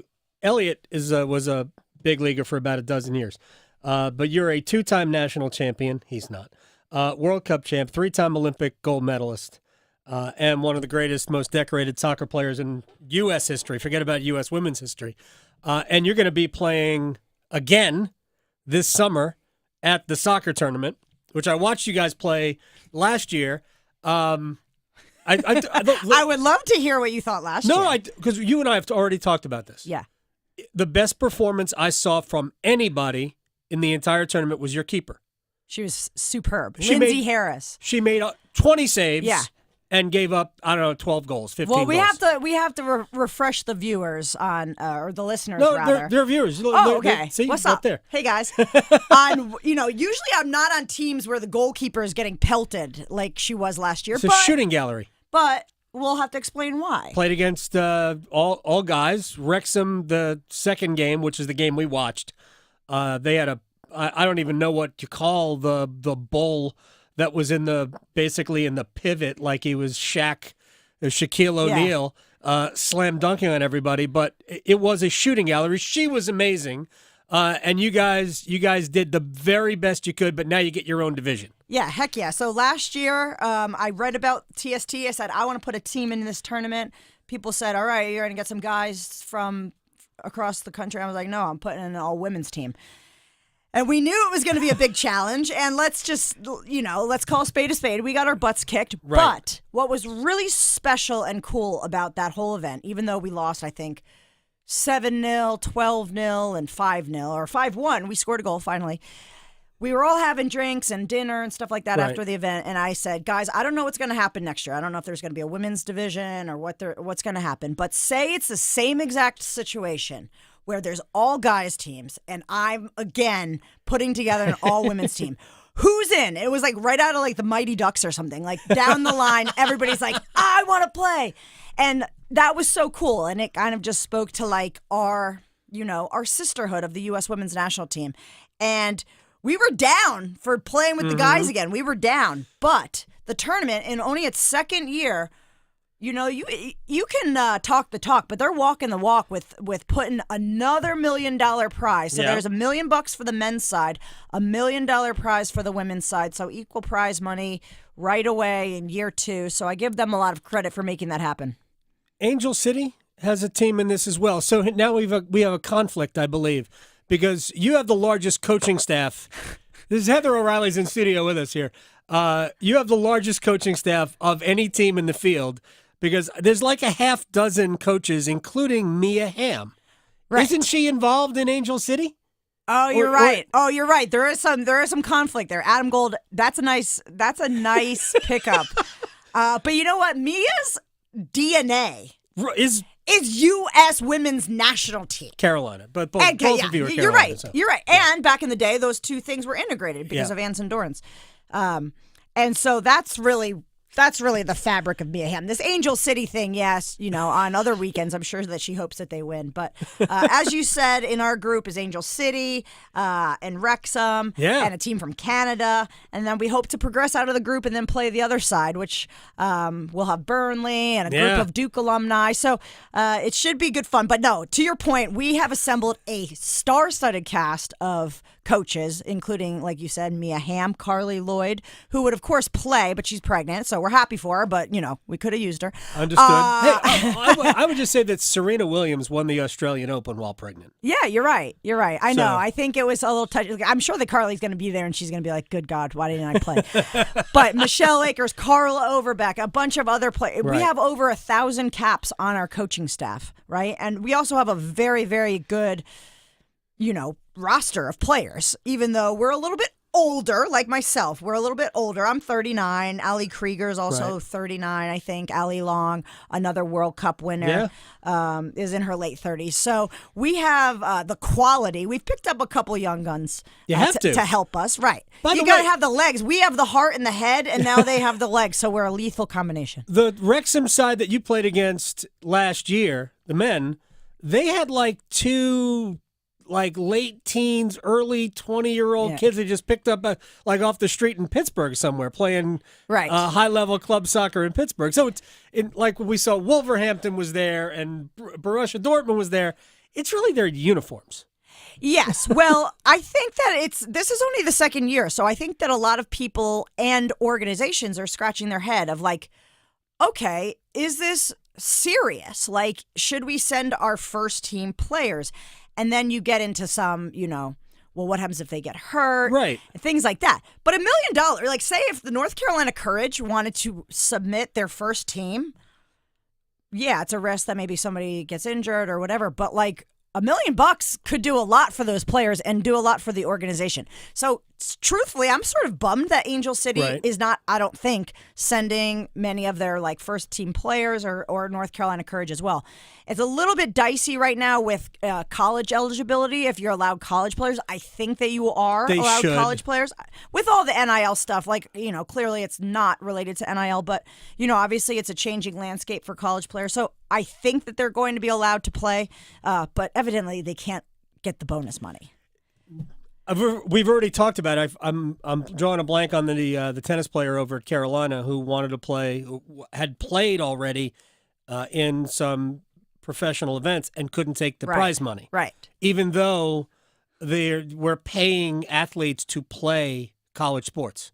But she couldn't earn that money. Yeah. It was the well, dumbest as we thing know, ever. it's the kind of the Wild West right now with NIL stuff. But we're just J.J. Watt's playing. Yeah. J.J. Watt is playing. Pat McAfee. I know he's probably a nemesis of yours. I have no problem with Pat McAfee. I have zero problem with him. Is he going to play or is he just putting a team in? Because if he's going to play, I ain't betting on him. He's going to lose. Right, I know, but you're allowed a roster of 20, right? And there's only 7 people on the field. So I think that Pat could probably put himself on the roster and just have a run around for a couple minutes. I watched Chad Ochocinco play last year. He's not bad. He's actually he's got some ability. Yeah. He certainly was not the best player on the field that day. But do you like the smaller pitch? The faster game, the way it ends, it's not traditional. Right. People had to get like, why are they taking players off the field? Right. Which was awesome last year. Do you like the smaller side? Yeah. Well, what you're referring to, Adam, is a normal soccer match is 11 aside, right? Yes. And so this competition is 7v7, and I do like that. I mean, I think. When you play pickup soccer, a lot of times it is around 7v7. That's, pretty common. So, and there's a lot of goals. It suits some people's skill sets a little bit better than others. Like I, for one, am like, I was never known for being great in like tight spaces and being very technical. Like I was in like, put me in the open field and I can run. So that being said, I'll be fine out there. Don't get me wrong, but like there's some like the team that won it last year for the men's team was a group of guys from Pennsylvania that were a futsal team, right? Indoor soccer, and they were beating teams like like a Burnley or Dortmund. They beat Dortmund, right? And so I think they waxed Dortmund. Right. They didn't just beat them. Exactly. There's like kind of no offense to them, but like no name indoor guys, right? So it does sort of require a certain skill set, the small sided. And then for the scoring, like you're referring to, Adam. So to try to explain this to listeners the easiest way possible, say a game ends and it's 4-3, right? The team that scored 4 hasn't won the game yet. Right. It's to 1 more than the highest score. So that game would be 1st to 5. Right? 1st to 5. And the reason why they do that is it always gives the underdog a chance to come back. So the team that had 3 in this instance, 4-3, would have a chance to like maybe come back. And the other reason why it's great is it always ends on a goal. It's awesome. So golden goal, as people might remember soccer being, was when you score, the game is over. Sudden death. People rush the field. Nowadays, like FIFA rules are like 2 15 minutes extra time. I know. I don't even like it. Like yeah, it stinks to be on the rough side of it when it's golden goal and you give up one, and that's pretty traumatic, I'll tell you that much. But I was usually on the other side of that. So. Nothing beats golden goal. Nothing beats the bench rushing the field and things like that. And yeah, it's very unique. I think to go back to what the layout of the tournament is, this is very special, very unique, and it's drawing people from around the world. So I think that it's getting enough interest. that people are coming from Europe and South America. So we now have a women's division. We also have an expanded men's side. Went from, I think it was 32 teams last year to 48 this year. And the other thing I mentioned was that after we declare, all right, this is the goal that wins, every 2 minutes, if we haven't gotten to that point, we take one person off of each team off the field. I was at the match last year where we were down to one and a goalie. I love it. 2 players on each team. I love and it. it was stupid fun. So fun. Because I'll tell you what, I know that some viewers might like penalty kicks in soccer, but as a player, penalty kicks are kind of bizarre and sad, right? Because it's just not the Sad? game. It's sad because, well, it's sad for that It's one a mind game, that though, one isn't it? guy or girl that misses, right? But imagine ending a basketball game with a foul shot contest. Right. Right? It's Oh, I just get it's it. not the game of basketball. And penalty kick shootouts is not the essence of soccer. It's just like a way to get to the end, right? And so for me, this take a player off the field every couple minutes, I love that. awesome. If I was in the the committee of rules at FIFA, I would be pushing for this every single day because I think it preserves the essence of the game better than going to penalty kicks. It was fun. Did you feel for Megan Rapinoe? Of course. Last year? Of course. So does Because, she's a legend and she has done a lot of incredible things for women's sports and the women's national team. And she has ice in her veins and she does not miss many penalty kicks. So it was like a terrible irony that she missed her last one with the women's national team. We haven't even mentioned City and Celtic, which is coming to Kenan Stadium in July. I want to get to that in a second. But while we're on, because I mentioned Megan Rapinoe and you're playing for the women's national team at the soccer tournament, is there a tougher job in world football than what Emma Hayes is facing? Because you win a World Cup or you failed right for the women's national team, even though you could argue right now that U.S. women are just among the best in the world. They're not where they used to be when you play heads and shoulders better than everybody. And that if she doesn't win, what'd you do wrong? I don't know how you even come close to anything tougher than that. Well, I think that she has a very difficult job, but I think that Vlatko Ananovsky, the former manager, maybe had even a harder job because I don't think that people, let's call it 5 years ago, really could wrap their head around the fact that the women's game is not only growing, but grown, right? In England, in Brazil, all these places, these women are now full-time players. Yeah. Even 5, 6, 7 years ago, they weren't full-time players. So we were all kind of saying okay, once these are full-time players and are playing 12 months a year and football is their main priority and they're getting good physio and good coaching and stuff like that, look out because they already have the soccer culture in their country. Now, if they actually have some resources behind them, they're almost guaranteed to be good players, right? And that's going to make the U.S.'s job more difficult. Vlatko obviously fell short at the World Cup and to not even, medal obviously was a disastrous result in the history of our program. So I think to your question, Emma has a hard job, but she's at least now people are aware that, to your point, the U.S. is in the top 5, but it's not guaranteed anymore. So at least the expectations for Emma have maybe simmered a little bit, although, we still have incredibly high standards with the U.S. team. And I think personally, it's an incredible fit for the U.S. She's a fierce competitor. Yep. She's won with Chelsea 7 They times just won now. again. She didn't think she was going to win, but they won. And what's kind of cool is they've won back to back to back to back, 5 in a row, I think. And so It's very Man City-ish. yeah, and that's not easy to do. I mean, I know that we're Pep does it and Emma Hayes does it. No, that is hard to do. Right. It's also hard to keep the dynasty of the U.S. women's national team ticking on year after year after year. So if anybody can do it, I think it's Emma Hayes, and I think that was the best signing possible for the national team. The other element that Vlatko had to deal with is, and Emma will too, is that it kind of caught in between eras. So many legends. We don't have to go back that far. You mentioned Carly Lloyd, who's not going to play because she's pregnant, but and Megan Rapinoe and Alex Morgan, who was there, right? And Julie Ertz was there. Becky Sauerbrunn was hurt. But so there's all these legends who are not going to be. I mean, some might be a part of it because they're still playing and incredible. But there's a whole new wave of player. So that had to complicate things too. Yeah, and I think that that's the definition of a good manager, right? Is being able to have like one eye on the present and one eye on the future. And it's just the harsh reality of sports, right? And you have to make some hard decisions.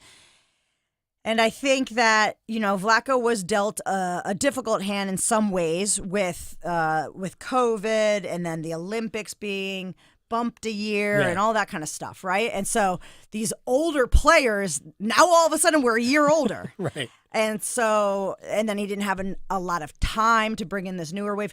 I'm making the same excuses that he made, right? Which, I like the guy, so that's why I'm having his back. But to your point, Adam, you have to mesh the old and the new. And Emma will come in and, they just put out her roster, her very first roster. And Alex Morgan is on it. And Crystal Dunn is on it. And she's still great, though. I love Crystal. Yeah, she's excellent. And so it will be, you need some leaders on the team that have been there, done that before. And Did they call you? Yeah, you know what? That's rude. Just let me, not rude from you, rude that they didn't call. Okay. Let me impress. Hey, you know what? Let me impress. I'm going to back up my words with my actions. Okay. But I'll impress at TST. And, Emma and I are kind of buddies. I think she has my phone number. So I'll just light it up and win $1 million and then expect the call in. In your year at Arsenal, did you play against her? I did. All right. I think I have a winning record against Emma. Uh-oh. I'll have to. Although she did, we were both in the FA Cup final at Wembley, and they beat us. It was How was that? Just playing at Wembley? Unreal. You're the first person who's ever played at Wembley who's in this studio. Oh yeah? Yeah. Very cool. Yeah, we lost 3-1. We were bad on the day, and I didn't start, so I don't feel like very positive, warm, fuzzy vibes from the game. They were quite good. We were quite bad. But I think over the span of my time there, I think I may have had a winning record against Emma. I got to check it out. All right. Other than, not other than, I guess other than Wembley, best stadium you played in? Dorrance Field, baby. Which is the old Fetzer Field. We laugh, but I mean, in terms of a feeling that I get when I'm there, I think that stadium and that field, was really important to, formative Heather O'Reilly. Right. I remember on my recruiting trip going out on the balcony that overlooks the field with Anson and just feeling so inspired. I think I was probably getting teary because of course he's such a great motivator and it is giving the whole pitch, right? Sure. To come to the University of North Carolina, and this is where dreams are made, and this is where if you work hard, this is the place that you can achieve those dreams. And so really special stadium to me. Let's see, where else? Yeah, Wembley was pretty cool. I must say, Wembley was pretty cool. I never stepped foot as a player at the Emirates. That was always a bummer. But Old Trafford, maybe. Okay. I played there at the Olympics. not bad. And had a really, one of my most important plays in my career was at the 2012 Olympic Games when I launched in across to Alex Morgan in the last couple moments of the semifinal, and she headed it in. And yeah, just a really proud moment. And back then, before I was a gunner with Arsenal, I kind of grew up being a Man United fan, like a lot of Americans do in like the 90s. I'm a Liverpool fan. We were my from the son beginning? Or just like, nah, a Klopp bandwagon No, guy. I became... Which isn't, there's no fault in that. The guy's amazing. He is. Was, I guess. I mean, he's right. not, he's still done. he is Sure. still with us. He's not dead. Gosh, it feels like the end, though. I became a fan a few years ago. My son's a soccer player, so he's a Man United fan, and I had to choose a side, and I wasn't choosing his. So I didn't really know. I knew they were good. I didn't know how good they were, and I just chose Liverpool. I have a good friend of mine who's a Liverpool fan. Well, Klopp might not be coming to Chapel Hill, but you know who is? Pep Guardiola. He is. I'm excited to see them. I think it's awesome. I'm so Celtic. proud. It's like kind of surreal that Manchester City and Celtic will be playing at Kenan Stadium, but let's pack the house again and give them something memorable. And I was there for Chelsea Wrexham last year. I'll be there on July 23rd for this one, and I'll be there watching you. I already told Carla I will be behind the bench heckling the coaching staff. Yeah, heckle So- the coaches, and then they can No, be a buffer, so the exactly. players on the She field knows. can take care of biz. She knows that's going to happen. That's Heather O'Reilly. I appreciate your time coming in. I know you got a lot of things going on. I'd love to talk to you again about just the sport and development, all things like that. So I Cool. appreciate it. Thanks, Adam. All right, we're going to come back. We'll place bets, and I don't even know if we have time for it. Next. Going beyond the box scores. Adam Gold on the North Carolina Sports Network. May is Older Americans Month, and this year we celebrate being powered by connection, the profound impact that meaningful relationships and social connections have on our health and well-being. Learn how AARP can help you find those connections and get the most out of life by listening to AARP Without Limits. You can find the latest episodes of AARP Without Limits wherever you listen to your podcasts. It is playoff time in the NBA and the NHL, and FanDuel is America's #1 sports book for a reason, people. Adam Gold here, and new customers can get $200 in bonus bets guaranteed when you make your first $5 wager. Just tell them you know me. FanDuel.com, promo code AGS to sign up. FanDuel.com, promo code AGS to sign up. Hurricanes goals, Nikola Jokic triple doubles. I don't know. $200 in bonus bets, win or lose, when you make your first $5 wager. All you have to do is go to FanDuel.com, promo code AGS to get started. It's that easy to make sports even that much more enjoyable. FanDuel is America's #1 sportsbook. Must be 21 and older and present in North Carolina. First online real money wager only, $10 deposit required. Bonuses issued as non-withdrawable bonus bets that expire 7 days after receipt. Restrictions apply. See full terms at FanDuel.com/sportsbook. Gambling problem? Call 877-718-5543 or visit morethanagame.nc.gov. The PGA Tour's next stars return to Raleigh for the UNC Health Championship. May 30th to June 2nd, hosted a few short miles from downtown at Raleigh Country Club. Feel the excitement watching Korn Ferry Tour professionals compete at one of the Triangle's most exciting sporting events of the year. From the stadium-style 17th hole to the expansive viewing areas, it's a fan experience you won't want to miss. Great golf and great food from Empire Eats Restaurants and Two Roosters Ice Cream. Get your ticket today at UNCHealthChampionship.com. It's the first day of the first grade, and she found a new best friend. It's a laid-back Sunday afternoon you wish would never end. The homemade taste of Bluebell and good friends gathered round. The good old days are being made right now. Grab a frosty mug and try the newest flavor from Bluebell, A&W Root Beer Float Ice Cream. A creamy vanilla-flavored ice cream swirled together with an A&W Root Beer flavored sherbet. A new way to enjoy your favorite root beer float. The good old days are being made right now. The good old days are being made right now. Look for Bluebell ice cream at your local grocer and pick up your favorite flavor today. At North Carolina Farm Bureau Insurance, we like calling North Carolina home because being local matters. It's why in every county, we have agents whose hometown is your town. That means we're there when you need us most, with personal service you'd expect from a friend or neighbor. North Carolina Farm Bureau Insurance. Helping you is what we do best.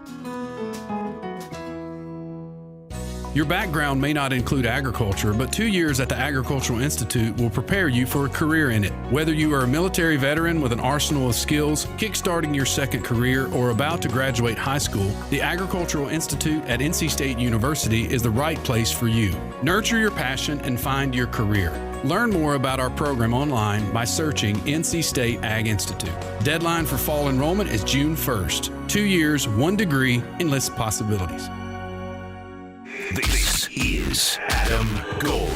So he's saying one thing and doing another, basically. You pointed that out accurately. Yeah. I mean, there is a little. I was having Matt Rule PTSD there. The Adam Gold Show.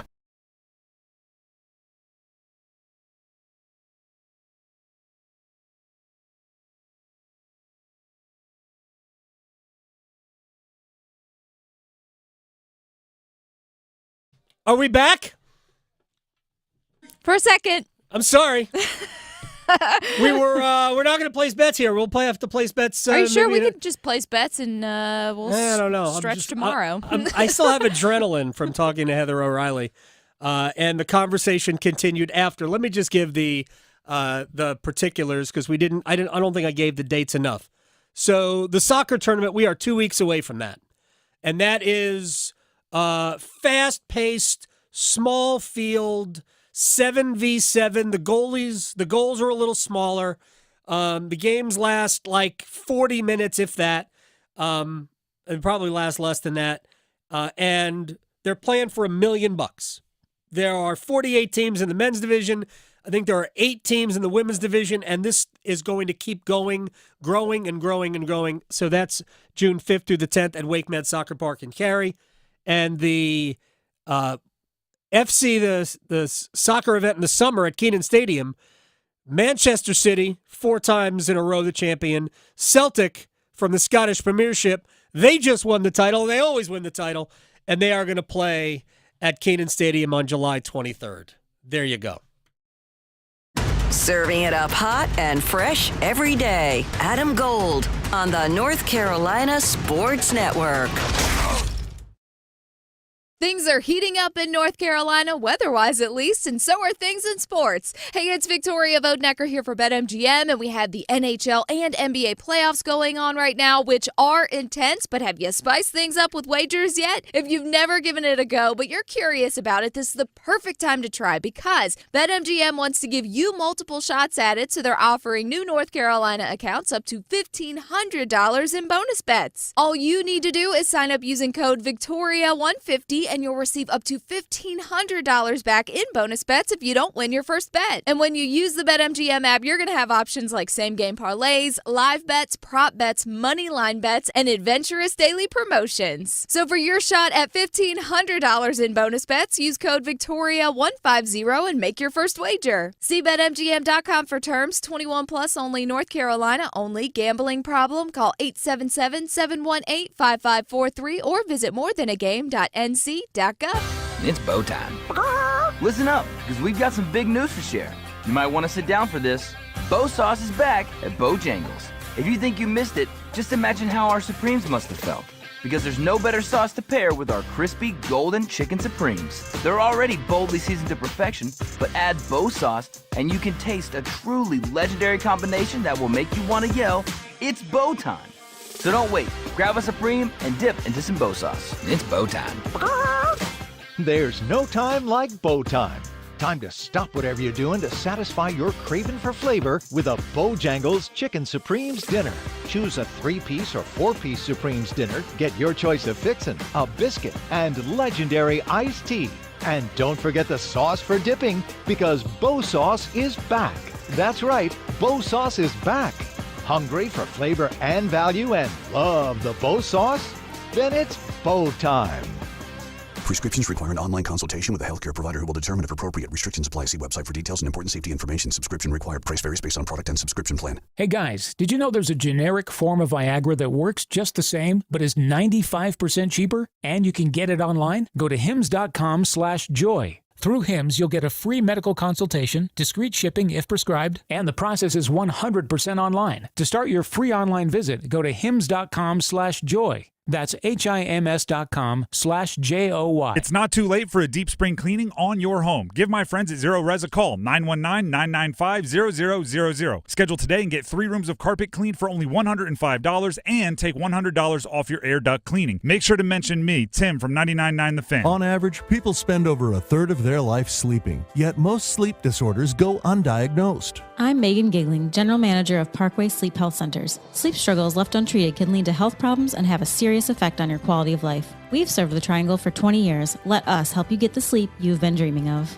If you're in need of a sleep study, a knowledgeable doctor, CPAP machine, or supplies, Parkway has you covered. For more information or to schedule an appointment, visit parkwaysleep.com. Sound sleep, Sound health. Adam Gold here from my friends at CertaPro Painters, the painting professionals. And let me tell you, that's something that I don't want to do in my own house. My wife likes it. I don't. These people love it. They are the professionals. You can also trust them to get the job done right and safely and quickly. And each CertaPro Painters business is independently owned and operated, which means they live in our community. And you can schedule your free estimate online at CertaPro.com. That's Certa with a C. When choosing a painting professional, the choice is simple. Choose happy. Choose CertaPro Painters. This hour of buzzer-beating, nail-biting, edge-of-your-seat sports action on 99.9 The Fan is powered by Ritchie Law Firm Injury Lawyers. Visit GotBryan.com. That's GotBryan.com. WCMC HD1 Holly Springs. Take us with you on radio, web, app, Alexa, and YouTube. 99.9 The Fan, the Triangle Sports leader. That's the one thing about our group is we come ready to play every night, and that's one of the things I'm most proud of is like we're in every game regardless. Again, I'm proud of the group because I feel like we got everything out of them. Now all I can ask for from the guys is give me all you got, and I feel like they do that every night. So can we do better? Yeah. Can we keep working on it? I thought we did this year. I thought we took some strides in areas, and we just got to keep pounding. Wait a second. Keep pounding. That brings me so much joy. Keep pounding? From my bestie. He married my two favorite things. Panthers and the Canes. I love this. Oh, my God. I You just didn't realized catch that it. when he No, said I didn't. that immediately during the interview. I'm sitting here, and he said, keep pounding, and I think my heart exploded. Gosh. I loved it. Oh, my word. That's beautiful. Last night during the Rangers and Florida, by the way, it's the Adam Gold Show. I'm Adam. That's Victoria. We're actually going to place bets that we didn't have time for because I was geeking out talking to Heather O'Reilly. During a hockey game last night, I put a couple of things out on social media about the game, whatnot, about the goal that they chalked off, which bothered me because I really didn't think that it should have been, but whatever, it doesn't matter. And of course, it brought some of those Canes fans out who were just still angry, and that's okay. I am not. Yeah, it should. Mm-hmm. Right? Do yourself a favor for all the fans who are hurt. Put yourself in the position of the head coach and every player in that locker room that still either wakes up in the middle of the night or driving their kid to the park or whatever they're doing is still running through sequences of games. Oh, yeah. Because they're doing that. Oh, yeah. So it mattered to them. Mm-hmm. And I got news for you. It mattered more to them than to you. Oh, for sure. So it's okay to feel that way, but just don't be of the mind that they don't care. Yeah, most felt it was this was the year too, and that's even more like disappointing. Absolutely. And so Rod Brindamore after the game, after the whole thing was over, and even on Monday when he talked with us, he is convinced that what they do is the formula to get to what they want. And I agree with him. Are there tweaks that they make every year? Yes, they do that. Remember, it's not the same personnel. Actually, it was pretty similar personnel. Went from horrendous power play to the second best power play in the NHL this year. So you can't say, well, they don't get better. They need a power play coach. Do they? First of all, no team has one. Mm-hmm. That's my favorite thing to see on Twitter. They need a power play coach. Yes, no team has one. Okay. Like you need blinker fluid in your car? Like that kind of thing? Well, there are clearly people who do. Who need it. There are clearly people who do. But there's also legitimate complaints about this player didn't play well, this player didn't play well. So there was a thread in my timeline about Brent Burns not playing well.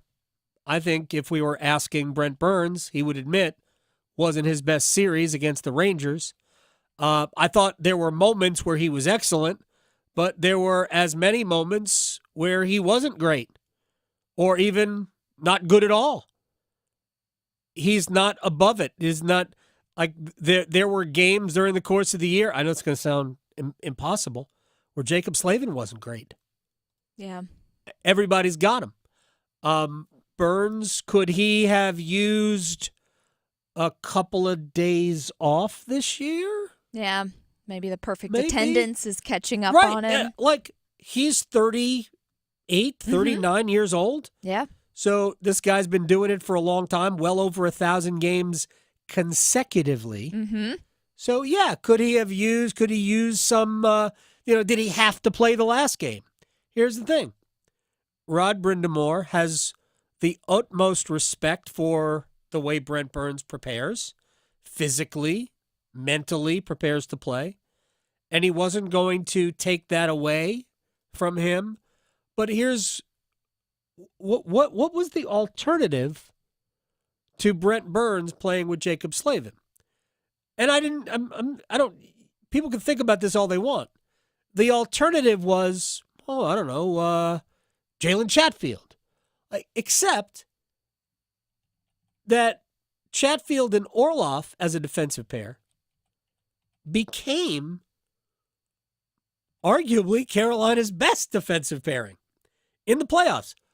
If you go and look at it, they were awesome. And I think Rod had not necessarily flipped usage of those two groups, because he hadn't. Slavin and Burns still were, and Shea, those were still the three leaders in terms of time on ice. But it was a lot more compact.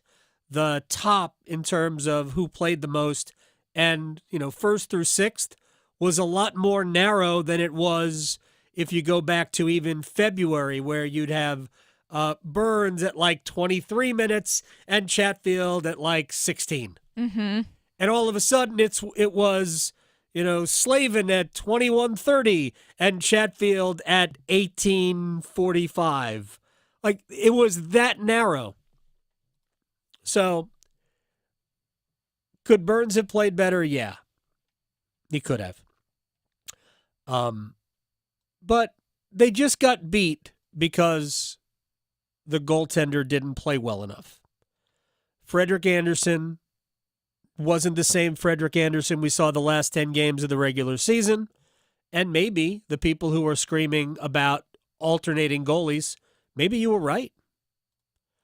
I mean, I think that would be a fair question. It's one of the reasons why we asked Rod. Remember when he was on, Did you consider pulling Andersen? Yeah, after the 3-2. After the 3-2 goal. Mm-hmm. And he said no, but he paused. Right. Which means that it must have at least flew by his mind. It was a thought. Right? Mm-hmm. It might not have really penetrated his brain, yeah. but it flashed past him. Uh-huh. But circumstance would tell you you're not pulling a goalie with a lead in the third period of an elimination game. Right. It's risky either way. But maybe you should have. Well, yeah, we know how it worked out. Yeah. So it couldn't have worked out any worse than that. But I understand that goal, though, flipped the game. We all agree on that. Anyway, there's still a lot of healthy anger out there, and I'm just telling everybody that it's okay. It's all right to have it. Not that you needed my validation. Anyway, that's all the time we have for commiserating over my Twitter timeline. Before we break, and by the way, John Forsland's going to join us in about 7 minutes. We'll talk a little hockey with him. Man, now I want wings. Exactly. I had to get it out. Oh, man, now I want bets. Place your bets. Place your bets. Here we are. I bet you slice into the woods $100. Gambling is illegal at Bushwood, sir, and I never slide. Okay, you can owe me. I owe you nothing. All right, you start. Okay, all on the ice today. Because it went well. In case you missed it at the beginning of the show, my bets. Panthers won, got the under, and Carter Verhaeghe / Elias Lafreniere. Thank you. Yeah. Got a goal. Yep. So, it was an own goal, but it was a good one. of course, Counted it was for you. only fake units, not real ones. So, let's see. Today, I'm doing the Oilers and Stars, obviously only game. Anytime goal scorer. I don't know what Ottinger is going to let in on the Dallas side. So, for me, I'm going with a Dallas player. Let's go Wyatt Johnston, anytime goal scorer, plus 170. All right, here's we're going to go Dallas to win. Logan Stankoven to score a goal, plus 390. Stankoven. Great Poor name. dude. Man. Great name. I'm sure kids were real nice to him in school. I'm also going to pick the Stars, and I'm going to take the over because goalies. So Skinner has a habit of letting things in. Give me the over and the Stars. That is plus 191. All right, we're going to go NBA here. Boston. Look, I really would love to believe that Indiana could even scare this again, but I don't think they can. We're going to take Boston. We're going to lay the points. I think it's 8.5, something like that, under 220. Okay. And my last one, because I think it could potentially be a high-scoring game. The Oilers like to warm up, it seems, in the playoffs this year. They warm it up. So give me the highest scoring period to be the third period, plus 210. All right, now here's what we're going to do. We've got 2 football wagers. We have the FA Cup final tonight.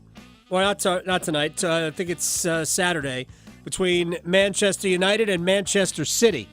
Man U's got a lot riding on this. It's their only way into European football. They must win to make Europa. If they lose, there's no European football for Manchester United, which will make me laugh. But they're a massive underdog. They're plus 530. Oh, wow. That is a massive underdog. It's because they're not that good. But we're going to do it. We're going to do Manchester United at plus 530 to win.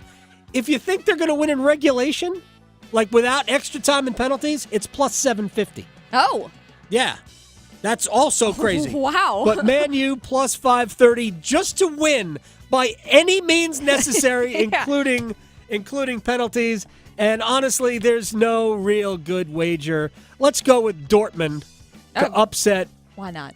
Real Madrid. It's a stupid bet because Real Madrid always wins Champions League. But it's fake units. So exactly. It's fine. Dortmund is very, very plus money. I think plus 290. All right. We'll break. We'll come back. John Forsland joins us next. Raleigh to Boone, Charlotte to Chapel Hill. Your Carolina is covered. Adam Gold on the North Carolina Sports Network. Listen every afternoon for The Drive with Tim Donnelly. As the Panthers offseason is underway, official team activities, optional team activities, can we please all remember who Bryce Young, the prospect, was? Do not be surprised if Dave Canales says he's smart. The guy wouldn't be drafted if he wasn't smart. He's not drafted for his physical tools. He's 5'10", 180 pounds. It's his brain. The Drive with Tim Donnelly, 3 to 6 on 99.9 The Fan. Adam Gold here from my friend Gordon Miller, Miller Lending, Kildare Farm Road in Cary. And you've heard of FOMO, right? Fear of missing out. Actually, it's wrong. It's fear of mortgage overpay. So you'll go out and you'll get a mortgage and you'll pay closing costs because the banks have you convinced, not to mention a whole bunch of other lenders, have you convinced that paying closing costs and getting a lower monthly payment is your best deal because the rates are going to keep going up. Actually, it's the opposite.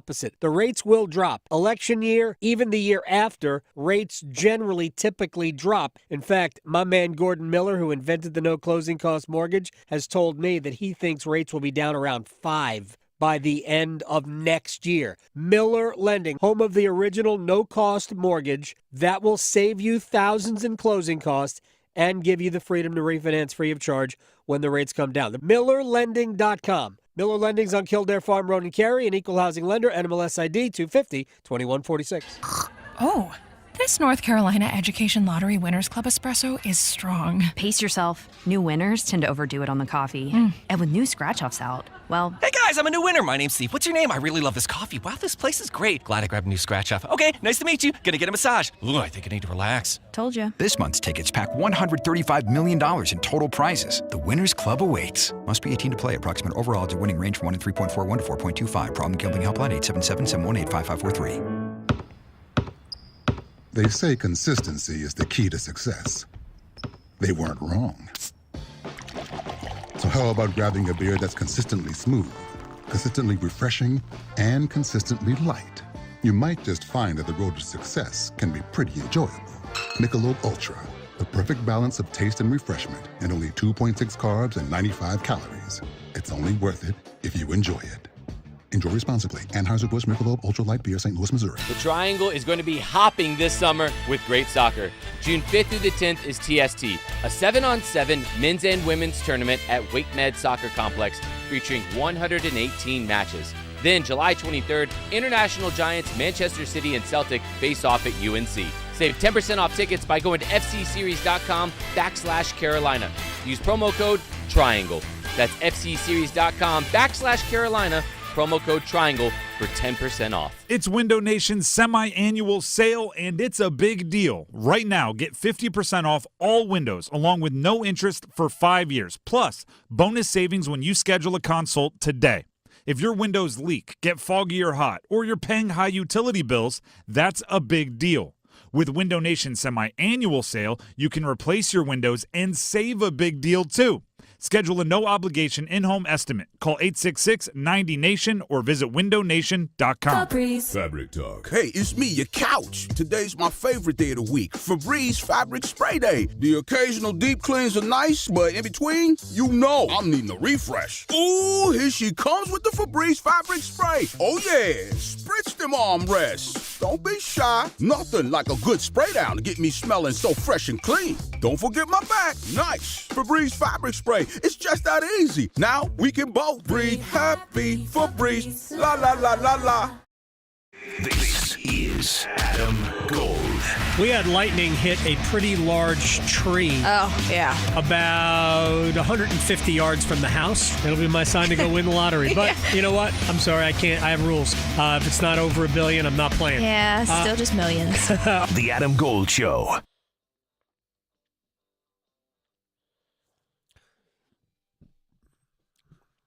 It's the Adam Gold Show. I am Adam Gold. Victoria producing the program. Eastern Conference Finals underway last night. Florida 3, Rangers nothing. They will play game 2 tomorrow night. Western Conference starts tonight. And on the radio, you can listen to the one and only John Forsland, who joins us from Dallas. I'm fascinated by this series as well. We'll get to last night's game in a second. I just don't know, and you would know this better than I just don't know if Edmonton's goaltending is capable of holding up for another round. Yeah, I mean, and it's great to be with you, Adam. It's a question, and it's fair, and it's staring everybody in the face. And Stuart Skinner is capable, they're number one, to be a number one and to play well and to support his team. And he's also capable of playing way below expectation and force the coach into a move that he had to make in the previous round where he went to Cal Pickard, who at the age of 32 played and started his first playoff game and recorded his first playoff win. And it's not a good plan, but they try to outscore their troubles. Yeah, it's worked so far. It won't work in this series. And as we start this series, there's no question who has the edge in goal.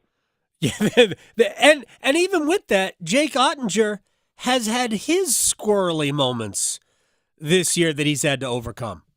He has. He just bounces back from bad performances unbelievably well. In the regular season, when he surrendered 5 goals or more, he was 5-1-1 in the next game. Right. He's 5-1 on the road in the playoffs. He's 3-4 at home. No one can explain that. But he's among the best, and he'll be in the running, for the U.S. national team at the Olympics and the Four Nations and all this stuff that's on the horizon. He's that good. And, again, it's a fair assessment at the start of the series, unlike the East, where it's a wash. You have two elite goalies going head-to-head in that series. Here, it's not so much. But Skinner can get hot. And if he does, the Oilers are going to be in a really good position. Would it be fair to say that Stuart Skinner doesn't necessarily have to get hot, he just can't allow bad goals? I still think he's got to win the net. He's going to have to out-goaltend the other guy. Okay. That hasn't changed over the years. They can change a lot of things about hockey, how it's played, how it's officiated, how much advanced numbers come into play, and we look at and try to find reasons within the game. Goalies are goalies. He who stops the puck is great. He who doesn't, not so much. And so, no, I think he has to win that battle. I think he has to be, at the same level at least. Okay. Because Dallas is, they don't have McDavid and Draisaitl, right, but they do have four lines who can score, and they have a dynamic defenseman in Heiskanen who can carry the game offensively, and Harley, who had 15 goals in the regular season. So they get production from their defense, and they're tough. They're real tough out. Yeah, I love that team. Obviously, Carolina only saw them twice. Dallas won both games, but Dallas is big. They come at you with just from everywhere. I think they're fast enough. The other thing about Dallas, I think they are maybe the best team that I have seen in the league at turning your mistakes into their goals. Because I don't know that they create a ton by themselves, but they are ready to pounce when you make a mistake. That's right, and that gets to how they want to play and how they want to dictate the middle of the ice in that neutral zone. If you control it, you win a series. Yep. And they've been able to do that against two really good teams. They've gone through Vegas and Colorado to get here. Edmonton, LA. I don't want to disrespect teams, but it doesn't compare. And the Vancouver thing without Thatcher Demko was a little bit dicey too, right? So you could make some arguments that way. Dallas has a tremendous defensive system. They're well coached. Peter DeBoer has done a great job here, as he has every place he's coached. He's been in the conference final 5 of the last 6 years with 3 different teams.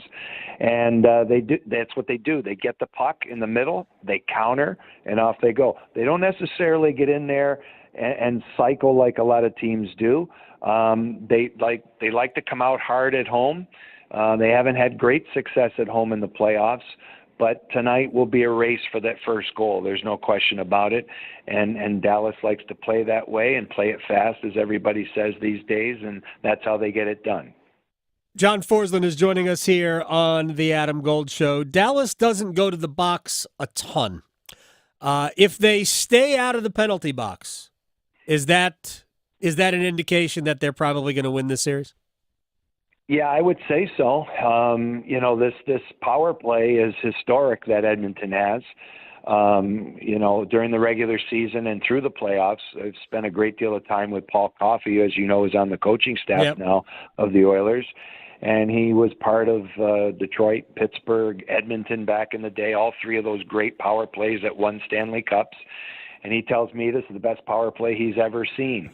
If they can do that, great. The thing about Edmonton's power play, it fuels their game. It gives them a lot of energy to maybe reinforce a better 5-on-5 game because they're top-heavy with all their stats. They get little or no scoring from lines 3 and 4. Right. That's an issue. And so they need it. And if they don't get it, they being Edmonton, then, it swings in a big-time favor. And Dallas has been very good with their penalty killing in the 2 previous rounds. You mentioned that Edmonton's top-heavy. As I flip to the East with John Forsland, that's really been the knock on the Rangers this year, is that they get everything from their top 2 lines. And Artemi Panarin had a historic year for him.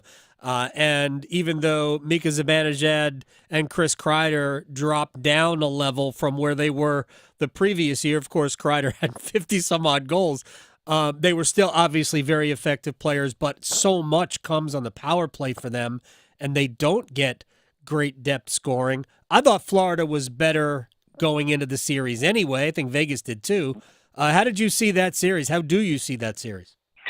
Well, when you look at it last night, there's two things that are quite evident. The Rangers were exceptionally flat for them. Only they know why. Chris Kreider talking about the ice and all this stuff. The same for both teams. But I think what we saw here is the Rangers realizing this is a different animal than we've seen. Washington was so easy, and the Hurricanes fed the lion. That's the way I can describe that series. The way the Canes play feeds the Rangers game. The Florida Panthers are not going to do that. It's heavier. It's more physical. Yeah. It's well balanced. They have a high level of skill. Barkov will shut down Zibanejad 5-on-5. So like this series, if you just kick special teams out of the mix, there's an edge there. The goalies are a wash. The goalies are both great, will be great, and that's the way that should go down. But the Rangers have to play with more pace, and it's a different kind of pace than they had against the Hurricanes. With the Hurricanes, system and how the Hurricanes like to play, there's a lot of skating, a lot of skate checking, real strong defensive play based on a high level of pace, which I think the Rangers are good with. But when you got to slog and you got to pitch the puck in back of their D and you got to get in there and forecheck and then make it hard for Florida to come up the ice, and equally the Rangers couldn't break the puck out to save their lives last night. That's the difference. And so the Bruins are an excellent team, but they couldn't get any offense at all going against this Florida group. So if this continues, Florida will be in the Stanley Cup final.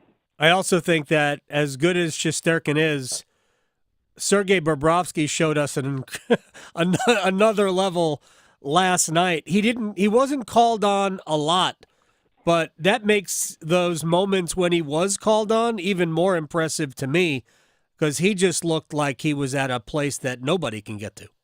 Yeah, he's really dialed in, and whatever was ailing his game a couple of years ago, the erratic play, went away last year in the postseason, and he's a finalist for the Vezina Trophy for a reason. He's had a spectacular regular season, which has validated big time in the playoffs. And when you look at his game last night, stellar saves when needed. Not an easy thing to do when your team has the puck a lot. Sure, a couple of goal posts, okay, but you know what? That's hockey. Right. And the goalies be the first to tell you, they don't like the phrase, you beat them except for the post. Well, they may have just given you the post, and that's why you hit the post, right? That's goaltending. So anyway, yeah, it's a wash between those two great goalies in that series. It's going to be more detail work, intangible grittiness that somehow Peter Laviolette's going to have to extract out of the Rangers. And the second game of the series might be the whole deal. Yeah, I mean, obviously you drop game one at home. It's hard to come back from 0-2 at home, although we've seen it happen before. Hurricanes overcame 0-2 at home against Montreal in 2006. The Devils overcame the Rangers, dropping games 1 and 2 at home in the opening round of the playoffs last year.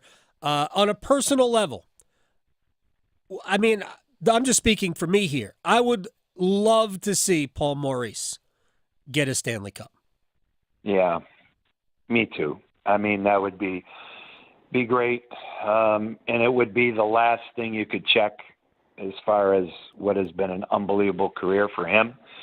You look at games coached and wins and the type of people that he's on those lists with. The only difference for Paul, and it's not always his fault, is the Stanley Cup. And so for him to get that, then they can put all that away and he'll go down in history as one of the great coaches, and will anyway because of his tenure and his the way he's been able to, stretch out his career through a lot of different situations, different teams, different eras. It's not easy to do. He's changed along the way. He's a different guy than I knew way back when. And I think, again, when you go to players and you talk to players who played for him, everybody says great things. So to win a Stanley Cup would be good for the guy who's the best quote machine in the National Hockey League. Good for him. Where he said, I felt like they just needed a little profanity in their lives was just fantastic. Yeah. He is a great quote. He is dry, very understated humor. I just remember dealing with everybody's like, he's a terrible coach, and he was the coach of the Hurricanes twice. And you try to say, look, he's an excellent coach. This is not necessarily an excellent roster at the time. Certainly in 2002, it wasn't an excellent roster, but he got the most out of it. And then there was a reason why Jim Rutherford brought him back in 2009.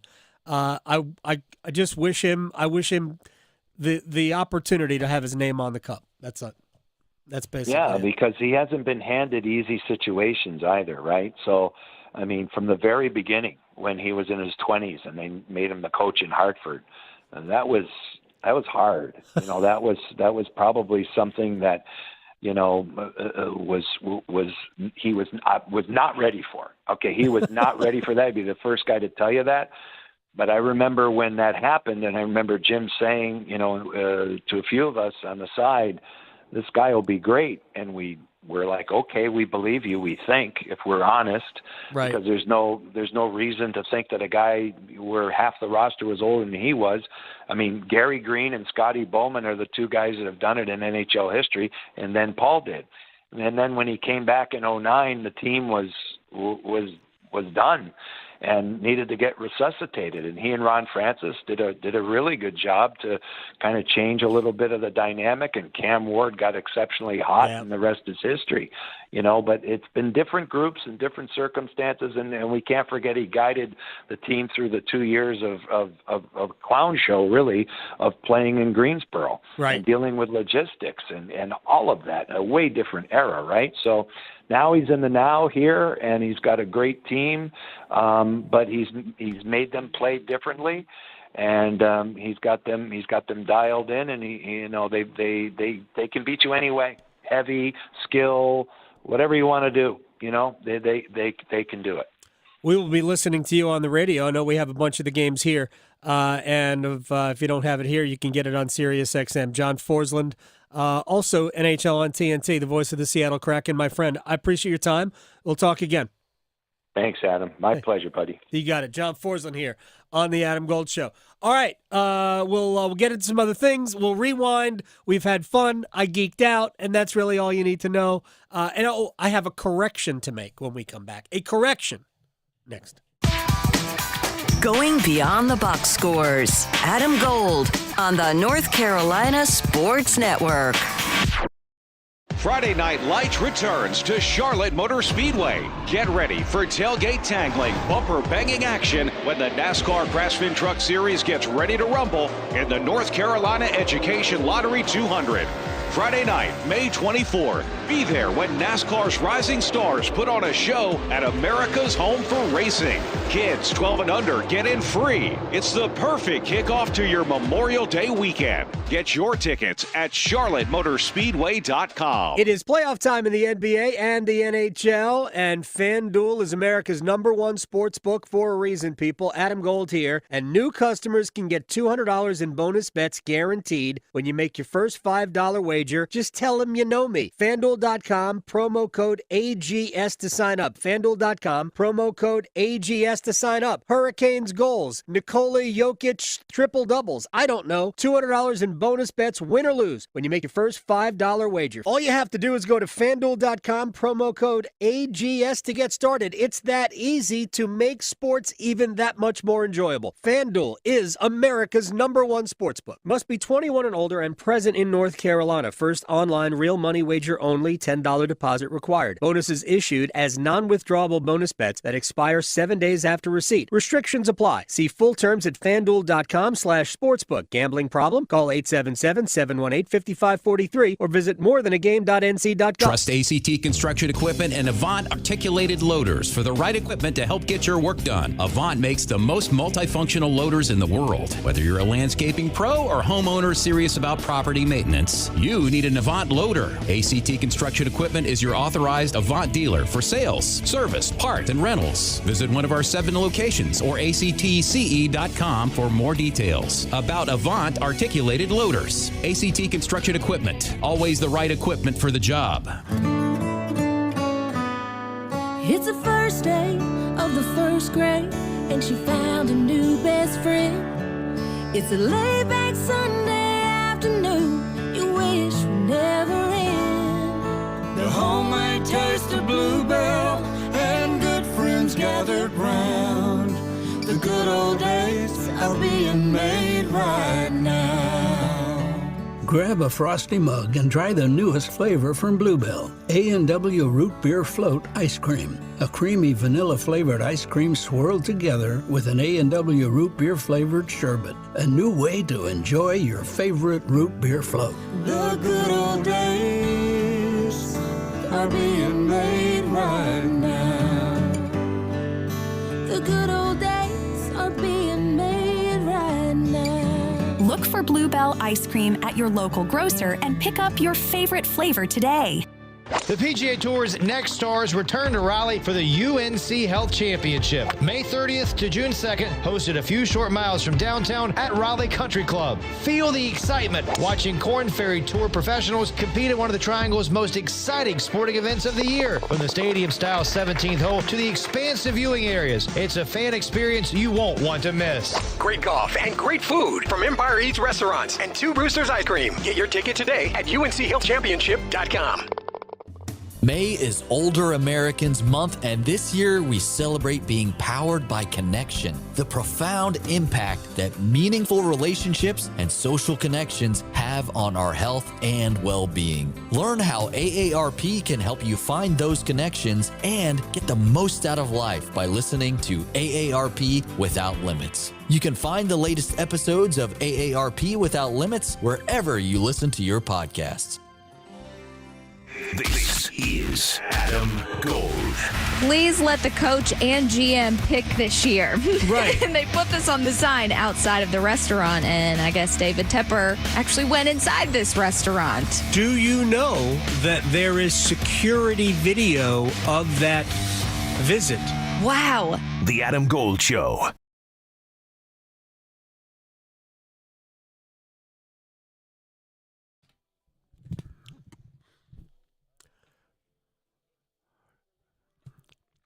It's the Adam Gold Show. I'm Adam Gold. 57 years ago today was the first episode of Mr. Rogers' Neighborhood. Really? Started as a local show in Pittsburgh. I think it was on KD. Was it KDK? I don't know the name of the PBS affiliate in Pittsburgh, but yeah, it started as a local show in Pittsburgh, became a national thing. And people of my age, leave that blank, we grew up with it. Yeah. Okay, we grew up with it. I even did too. I watched Mr. Rogers. Yeah. Chip Tracy likes to call me Miss Rogers. That's right. I have met Mr. Rogers. I'll tell you that in a second.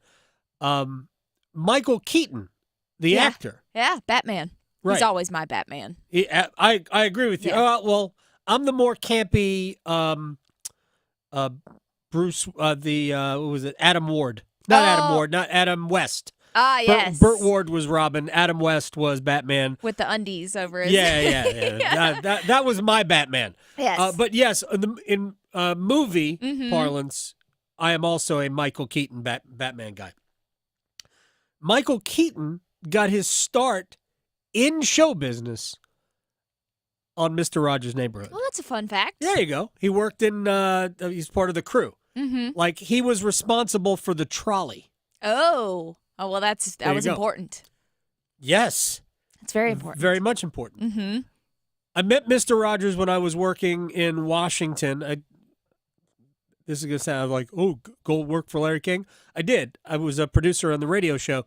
And he was on the radio show, and I got a chance to meet with him, and I sat with him, I don't know how long, 15, 20 minutes. And, yeah, he is exactly...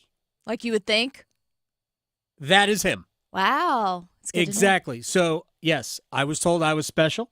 Yeah. They sent me original music, a couple of CDs with original music. They sent me a trolley. Oh, whoa, you got a trolley? I got a replica trolley. You are special. It was, exactly. So anyway, 57 years ago today. You know, it's funny you say that because our friend in Charlotte, Travis Hancock on WFNZ, he retweeted, and this is for my generation, Saved by the Bell aired 31 years ago yesterday. Really? Yes. Wow. Barf. What? Yeah, that should not have been 31 years ago, but it was. I loved that show growing up. It has a place, right? It has Yeah. a place in, for people of a certain age, I know. guess. And we just even talked about Zach Morris yesterday, remember? Yeah. An athlete, not Zach Morris. I might have gotten his name wrong. By the way, State and Duke play tonight, 7 o'clock, for a spot in the ACC baseball tournament semifinals. Yes. Winner of that game goes. Duke has to win. State doesn't make a difference. State won last night anyway, even though the game didn't matter. They blew out Virginia Tech. They only needed 8 innings because they 10-run ruled them.